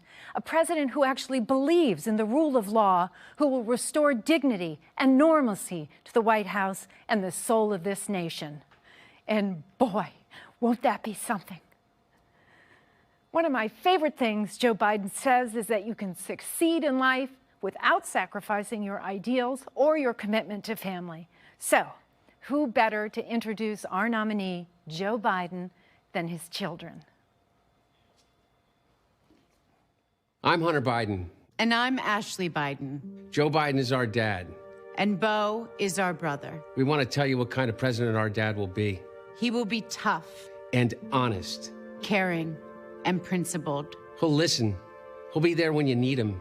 He'll tell you the truth even when you don't want to hear it. He'll never let you down. He'll be rock steady. The strongest shoulder you can ever lean on. He'll beam with pride every time you succeed. He'll make your grandkids feel that what they've got to say matters. He'll treat everyone with respect, no matter who you are. He'll get up no matter how many times he's been knocked down. He'll be the worst enemy any bully ever saw.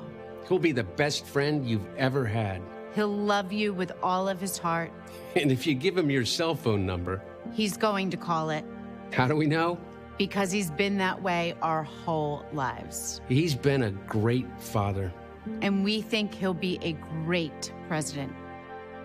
Beau isn't with us any longer. But he is still very much alive in our hearts.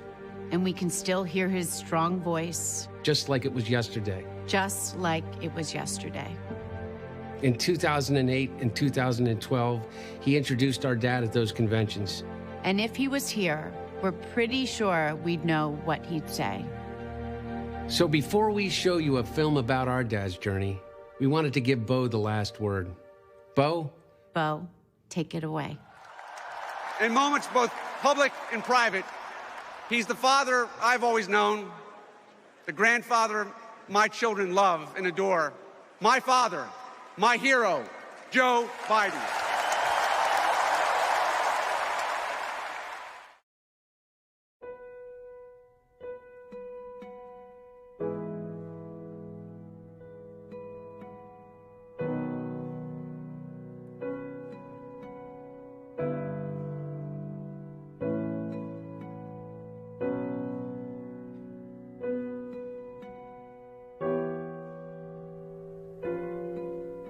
Our lives have been turned upside down, shattered and shaken.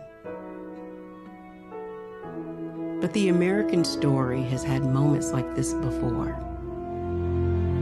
And he was there, answering the call.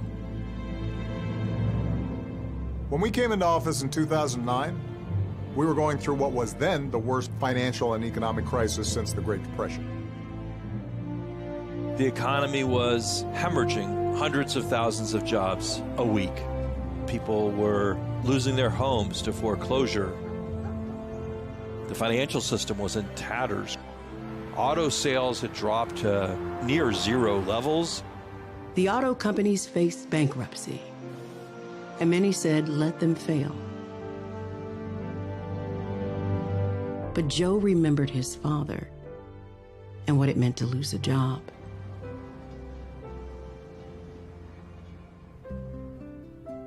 The Finnegans and Bidens were Irish Catholic.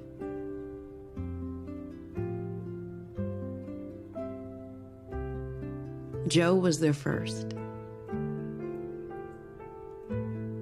And then his sister Valerie. From the moment I opened my eyes, my big brother was there. The thing that was most important was family and family and family. As the post-war boom faded, Joe's father struggled to find work in Scranton.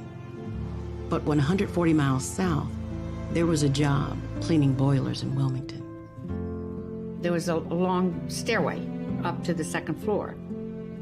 Dad went up to Joey in our bedroom and saying, Joey, you gotta be a big boy.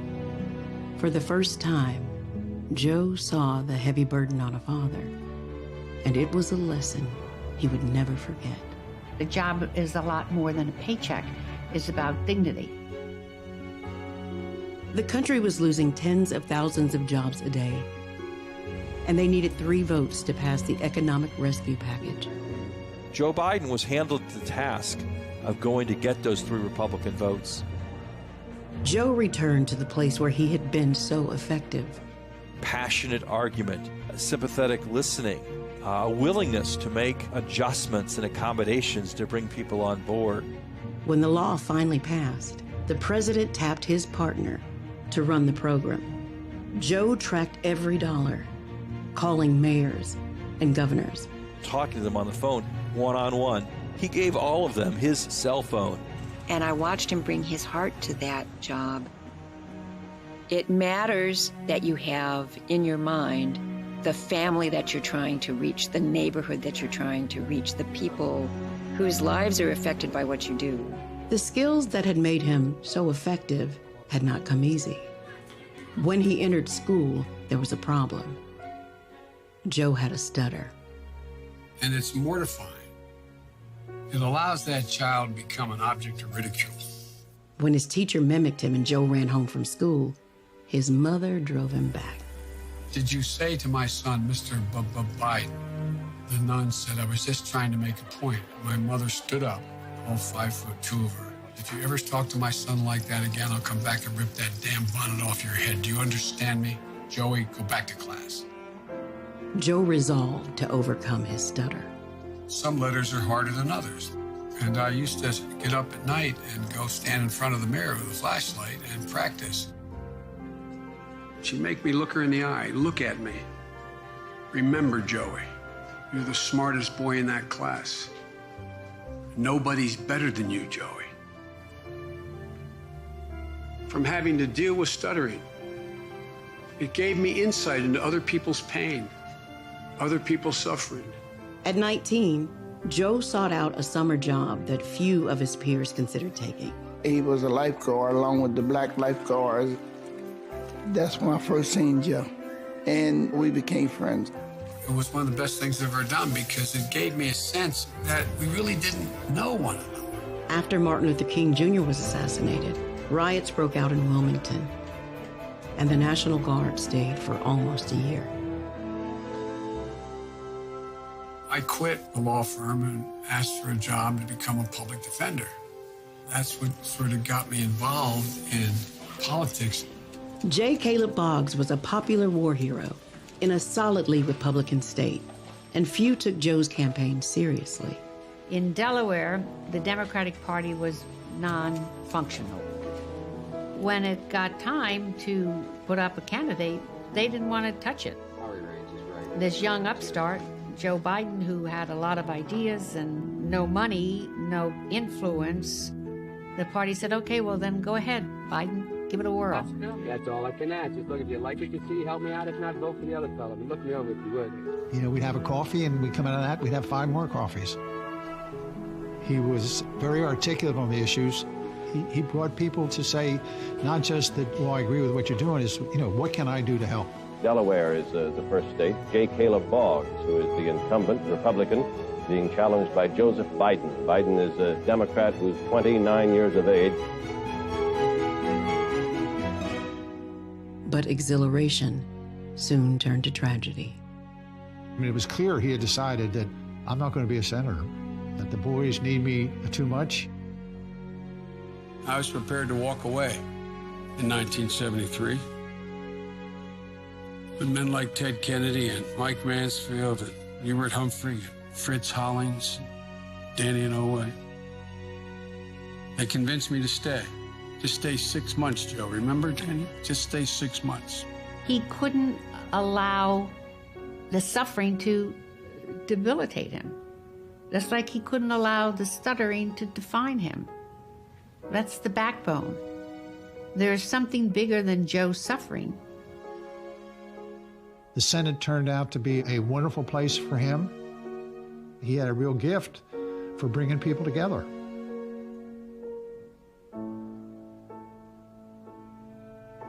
The 3 of them had a bond that was forged in sorrow and expanded into joy when Jill entered. They had built this beautiful family, this circle of trust. And then the extra gift of Ashley. Growing up, it was full of adventure, laughter. We do everything as a family, and we've always done everything as a family. He was always a good, loving father. I mean, there's nothing more important to Joe than his children. It's hard to explain how ever-present he was in our lives. You don't have to guess what my dad believes. A great benefit of being my father is that he doesn't have to contort himself into different people at different times. Bo was going to do fine things. I mean, he had it all. And then he got sick. The whole world tilted. And it felt like we were all falling off. Once again, Joe faced the unimaginable. My mother, she said, bravery resides in every heart, and someday it will be summoned.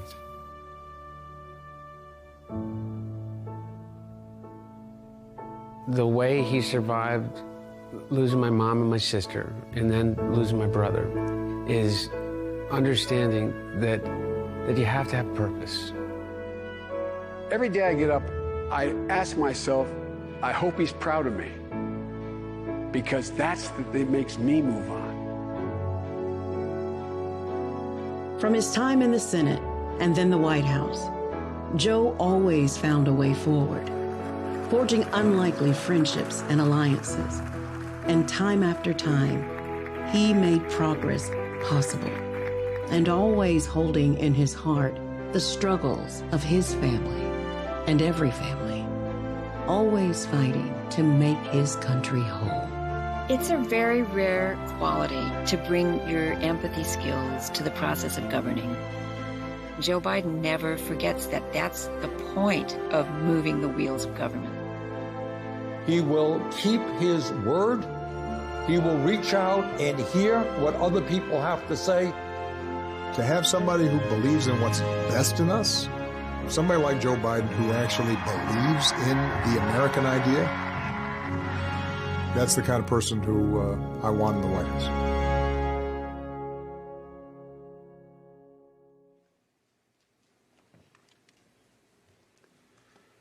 Good evening. Ella Baker, a giant of the civil rights movement, left us with this wisdom: give people light, and they will find the way. Give people light. Those are words for our time. The current president has cloaked American darkness for much too long. Too much anger, too much fear, too much division. Here and now, I give you my word. If you entrust me with the presidency, I will draw on the best of us, not the worst. I will be an ally of the light, not the darkness. It's time for us, for we the people, to come together. And make no mistake, united we can and will overcome this season of darkness in America. We'll choose hope over fear, facts over fiction, fairness over privilege. I'm a proud Democrat, and I'll be proud to carry the banner of our party into the general election. So it's with great honor and humility I accept this nomination for President of the United States of America. But while I'll be a Democratic candidate, I will be an American president. I'll work hard for those who didn't support me, as hard for them as I did for those who did vote for me. That's the job of a president, to represent all of us, not just our base or our party. This is not a partisan moment. This must be an American moment. It's a moment that calls for hope and light and love, hope for our future, light to see our way forward, and love for one another.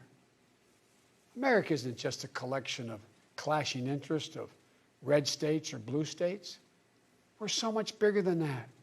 We're so much better than that. You know, nearly a century ago, Franklin Roosevelt pledged a New Deal in a time of massive unemployment, uncertainty, and fear. stricken by a disease, stricken by a virus, FDR insisted that he would recover and prevail, and he believed America could as well. And he did, and we can as well. This campaign isn't just about winning votes. It's about winning the heart and, yes, the soul of America. Winning it for the generous among us, not the selfish. Winning it for workers who keep this country going, not just the privileged few at the top. Winning it for those communities who have known the injustice of a knee on the neck. For all the young people who have known only America being rising inequity and shrinking opportunity, they deserve the experience of America's promise. They deserve to experience it in full. You know, no generation ever knows what history will ask of it. All we can ever know is whether we're ready when that moment arrives. And now history has delivered us to one of the most difficult moments America's ever faced. Four historic crises, all at the same time. A perfect storm. The worst pandemic in over 100 years. The worst economic crisis since the Great Depression. The most compelling call for racial justice since the 60s. And the undeniable realities and just the accelerating threats of climate change. So the question for us is simple. Are we ready? I believe we are. We must be.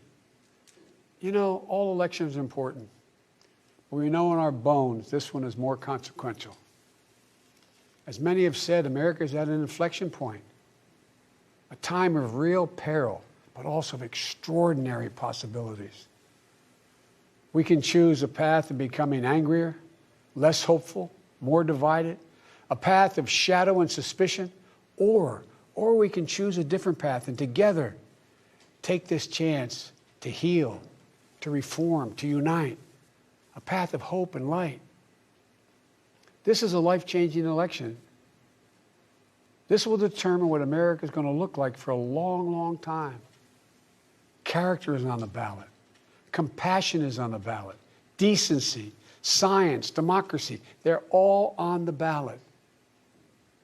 Who we are as a nation, what we stand for, and most importantly, who we want to be, that's all on the ballot. And the choice could not be more clear. No rhetoric is needed. Just judge this president on the facts. 5 million Americans infected by COVID-19. More than 170,000 Americans have died. By far the worst performance of any nation on earth. More than 50 million people have filed for unemployment this year. More than 10 million people are going to lose their health insurance this year. Nearly 1 in 6 small businesses have closed this year. And this president, if he's reelected, you know what will happen. Cases and deaths will remain far too high. More mom and pop businesses will close their doors, and this time for good. Working families will struggle to get by. And yet the wealthiest 1% will get tens of billions of dollars in new tax breaks.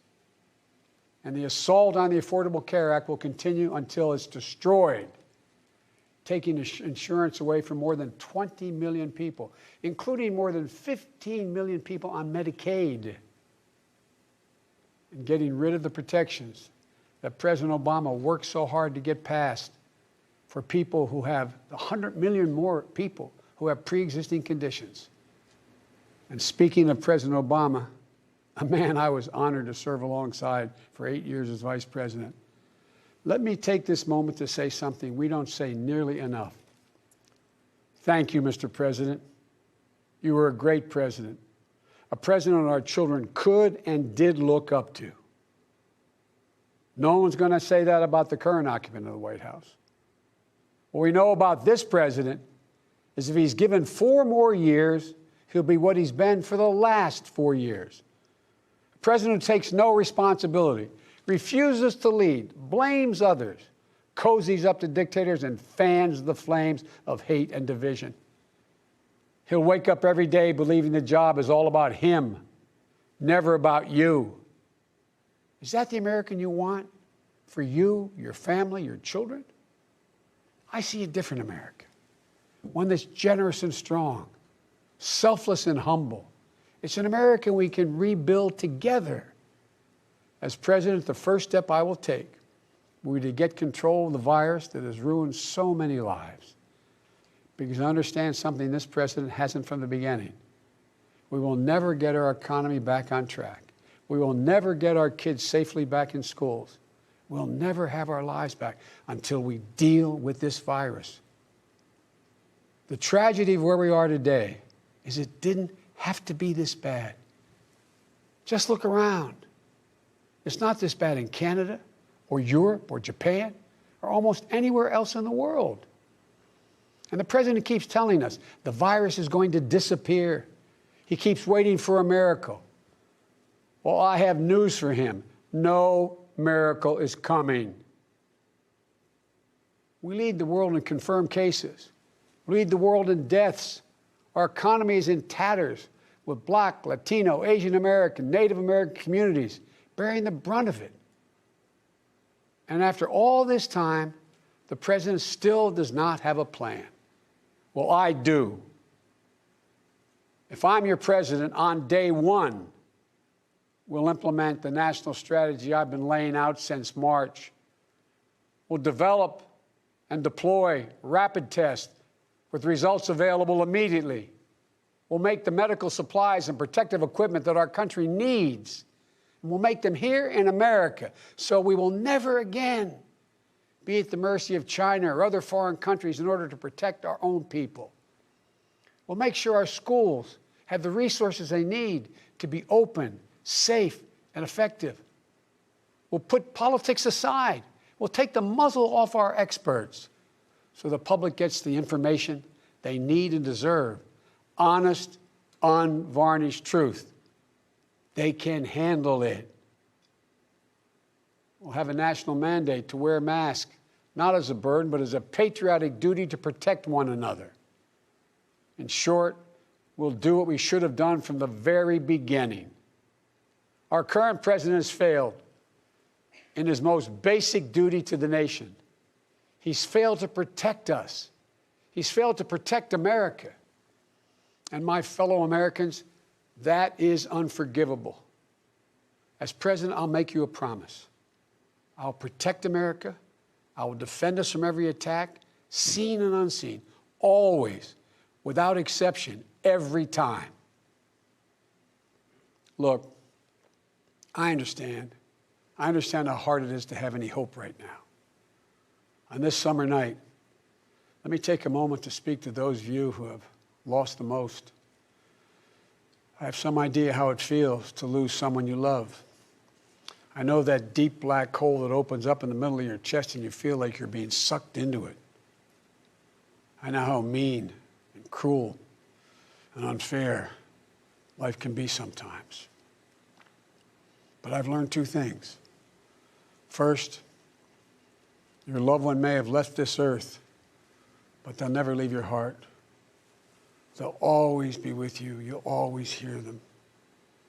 And second, I found the best way through pain and loss and grief is to find purpose. As God's children, each of us have a purpose in our lives.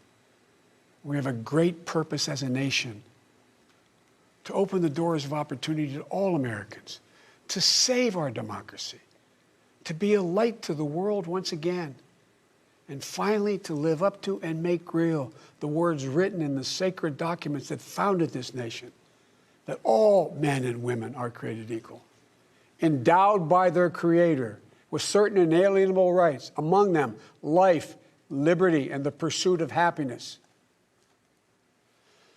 You know, my dad was an honorable, decent man. He got knocked down a few times pretty hard, but he always got back up. He worked hard, and he built a great middle-class life for our family. He used to say, Joey, I don't expect the government to solve my problems, but I sure in hell expect them to understand them. And then he'd say, Joey, a job is about a lot more than a paycheck. It's about your dignity. It's about respect. It's about your place in the community. It's about being able to look your kid in the eye and say, honey, it's going to be okay. and mean it. I've never forgotten those lessons. That's why my economic plan is all about jobs, dignity, respect, and community. Together we can and will rebuild our economy. And when we do, we'll not only build back, we'll build back better. With modern roads, bridges, highways, broadband, ports and airports as a new foundation for economic growth, with pipes that transport clean water to every community, with 5 million new manufacturing and technology jobs so the future is made in America, with a healthcare system that lowers premiums, deductibles, drug prices, by building on the Affordable Care Act he's trying to rip away, with an education system that trains our people for the best jobs of the 21st century. There's not a single thing American workers can't do. And where cost doesn't prevent young people from going to college and student debt doesn't crush them when they get out. With a child care and elder care system that makes it possible for parents to go to work and for the elderly to stay in their homes with dignity. With an immigration system that powers our economy and reflects our values. And with newly empowered labor unions. They're the ones that built the middle class. With equal pay for women, with rising wages you can raise a child on, a family on. And yes, we're going to do more than praise our essential workers. We're finally going to pay them. Pay them. We can and we will deal with climate change. It's not only a crisis, it's an enormous opportunity. An opportunity for America to lead the world in clean energy and create millions of new, good-paying jobs in the process. And we can pay for these investments by ending loopholes, unnecessary loopholes, and the president's $1.3 trillion tax giveaway to the wealthiest 1% and the biggest, most profitable corporations, some of which do not pay any tax at all. Because we don't need a tax code that rewards wealth more than it rewards work. I'm not looking to punish anyone. Far from it. But it's long past time the wealthiest people and the biggest corporations in this country paid their fair share. And for our seniors, Social Security is a sacred obligation, a sacred promise made. They paid for. The current president is threatening to break that promise. He's proposing to eliminate a tax that pays for almost half the Social Security without any way of making up for that lost revenue, resulting in cuts. I will not let that happen. If I'm your president, we're going to protect Social Security and Medicare. You have my word. One of the most powerful voices we hear in the country today is from our young people. They're speaking to the inequity and injustice that has grown up in America. Economic injustice, racial injustice, environmental injustice. I hear their voices. If you listen, you can hear them too. And whether it's the existential threat posed by climate change, the daily fear of being gunned down in school, or the inability to get started in your first job, it will be the work of the next president to restore the promise of America to everyone. And I'm not going to have to do it alone, because I'll have a great vice president at my side. Senator Kamala Harris. She's a powerful voice for this nation. Her story is the American story. She knows about all the obstacles thrown in the way of so many in our country. Women, Black Americans, South Asian Americans, immigrants, the left out and the left behind. But she's overcome every obstacle she's ever faced. No one's been tougher on the big banks and the gun lobby. No one's been tougher in calling out the current administration for its extremism, its failure to follow the law, its failure to simply tell the truth. Kamala and I both draw from our families. That's where we get our strength. For Kamala, it's Doug and their families. For me, it's Jill and ours. I've said many times, no man deserves one great love in his life, let alone two. But I've known two. After losing my first wife in that car accident, Jill came into my life. She put our family back together. She's an educator, a mom, a military mom, and an unstoppable force. If she puts her mind to it, just get out of the way. She's going to get it done. She was a great second lady, and I know she'll make a great first lady for this nation. She loves this country so much. And I'll always have the strength that can only come from family. Hunter, Ashley, all our grandchildren, my brothers, my sister, they give me courage. They lift me up. While he's no longer with us, Bo inspires me every day. Bo served our nation in uniform. A year in Iraq, a decorated Iraqi war veteran. So I take very personally the profound responsibility of serving as Commander-in-Chief. I'll be a president who will stand with our allies and friends and make it clear to our adversaries the days of cozying up to dictators is over. Under President Biden, America will not turn a blind eye to Russian bounties on the heads of American soldiers. Nor will I put up with foreign interference in our most sacred democratic exercise, voting. And I'll always stand for our values of human rights and dignity. I'll work in common purpose for a more secure, peaceful, and prosperous world. History has thrust one more urgent task on us. Will we be the generation that finally wipes out the stain of racism from our national character? I believe we're up to it. I believe we're ready. Just a week ago yesterday was the 3rd anniversary of the events in Charlottesville. Close your eyes. Remember what you saw on television. Remember seeing those neo-Nazis and Klansmen and white supremacists coming out of fields with lighted torches, veins bulging, spewing the same anti-Semitic bile heard across Europe in the 30s. Remember the violent clash that ensued between those spreading hate and those with the courage to stand against it. And remember what the president said when asked? He said there were, quote, very fine people on both sides. It was a wake-up call for us as a country, and for me, a call to action. At that moment, I knew I'd have to run, because my father taught us that silence was complicity, and I could never remain silent or complicit. At the time, I said we were in the battle for the soul of this nation. And we are. You know, one of the most important conversations I've had this entire campaign, it was with someone who was much too young to vote. I met with 6-year-old Gianna Floyd the day before her daddy, George Floyd, was laid to rest. She's an incredibly brave little girl. And I'll never forget it. When I leaned down to speak to her, she looked in my eyes and she said, and I quote, "Daddy changed the world. Daddy changed the world."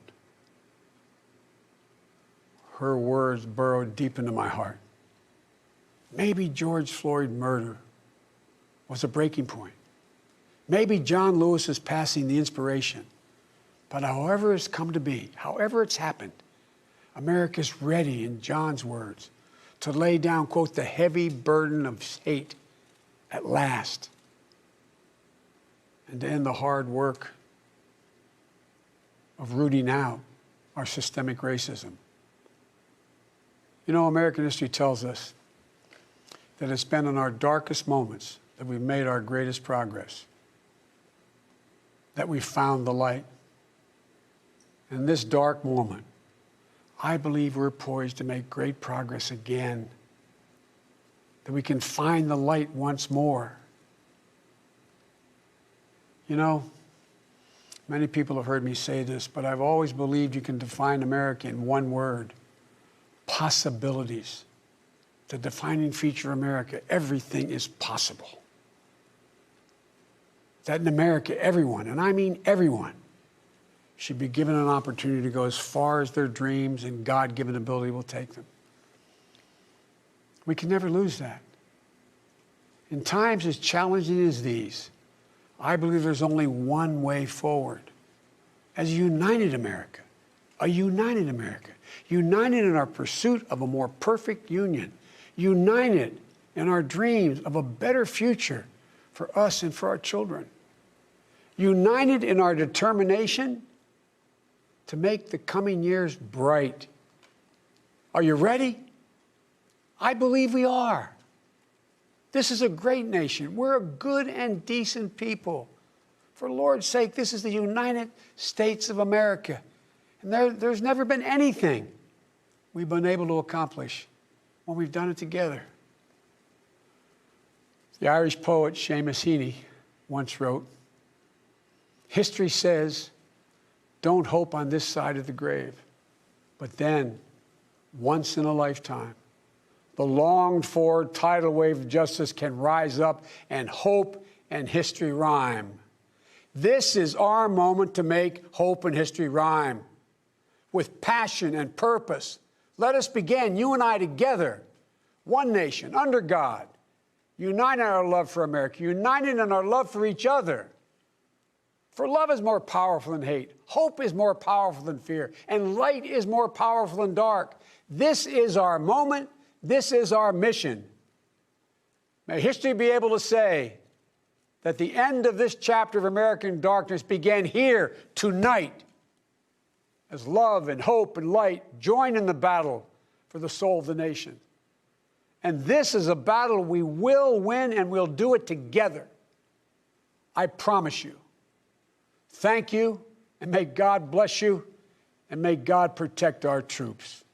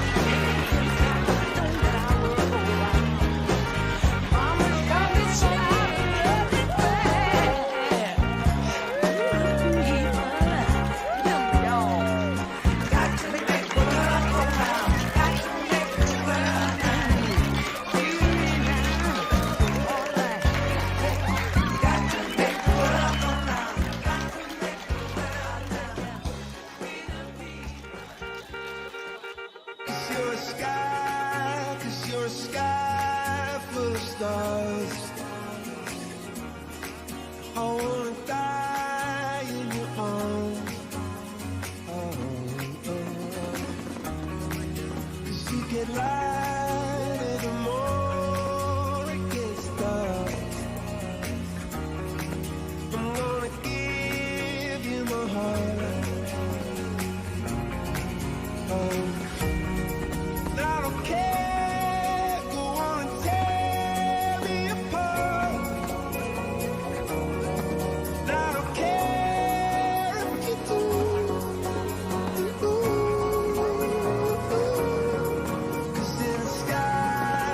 In a sky full of stars, I think I see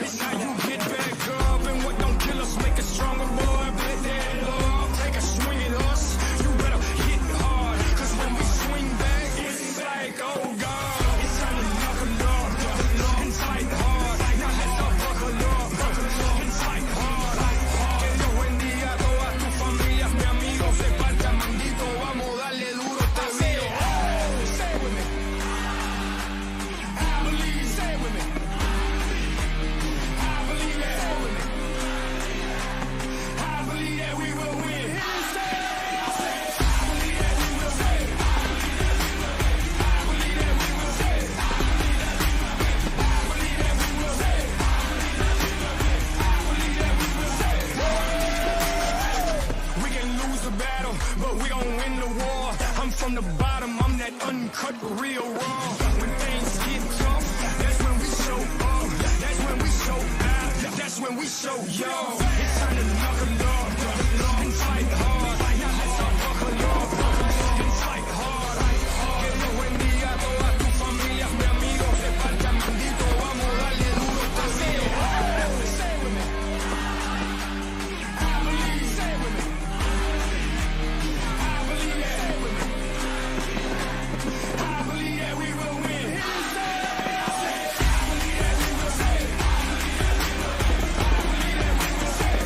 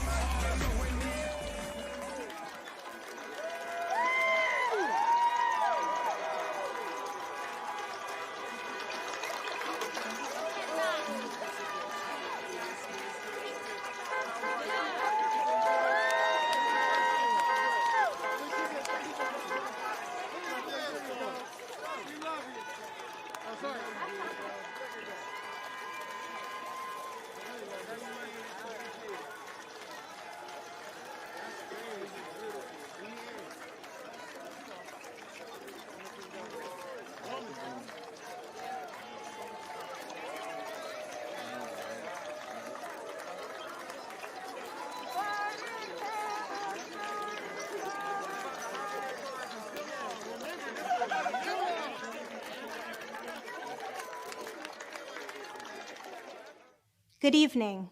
I'm Rabbi Lauren Birkin. Please pray with me. God, you have been a refuge for us in every generation. As we conclude this convention from the safety of our homes, we pray for a national home where security, dignity, and prosperity abound for all its inhabitants.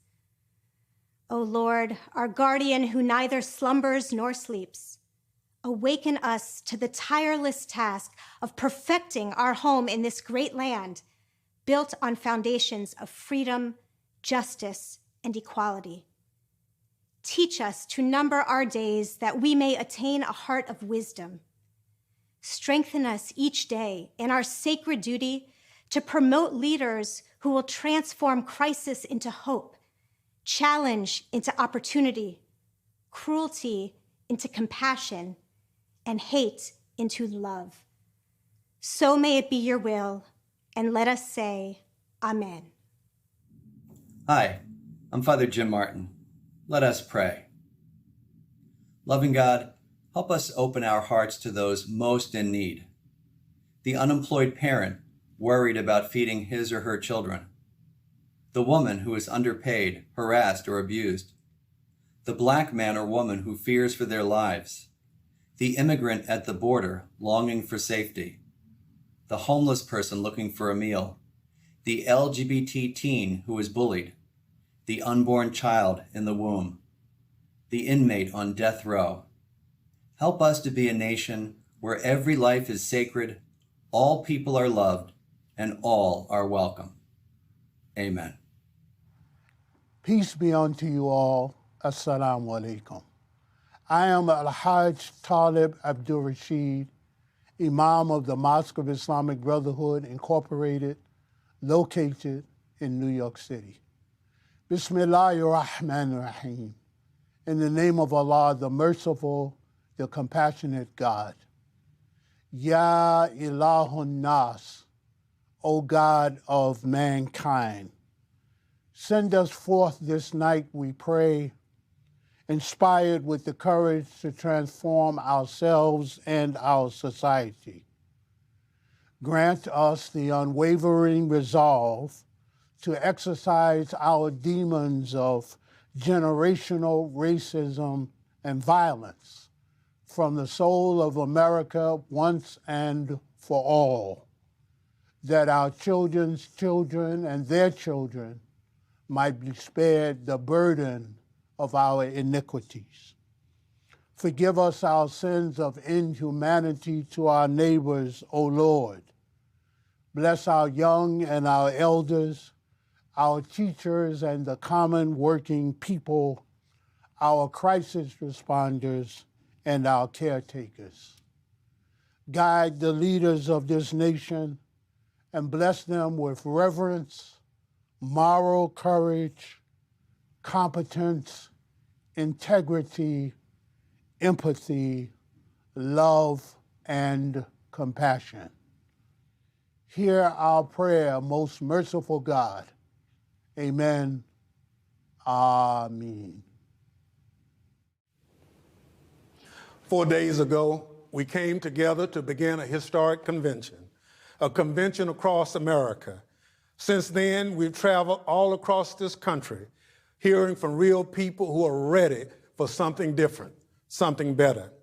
We said this convention was for everyone, and we really meant it. It would take all of us to solve the big challenges we are facing. But if we've seen anything these last 4 days, it's that Americans are up to the task. So if you came here uncertain, I hope you're leaving resolved. And if you came here resolved, I hope you're leaving fired up and ready to elect Joe Biden as our president and Kamala Harris as our vice president, and get out to vote for Democrats everywhere. There being no further business to come before this convention, I now declare the 48th Democratic National Convention to be adjourned. But I promise, we, the people, are just getting started. Thank you, Milwaukee. Thank you, Wisconsin. And thank you, America. And good night.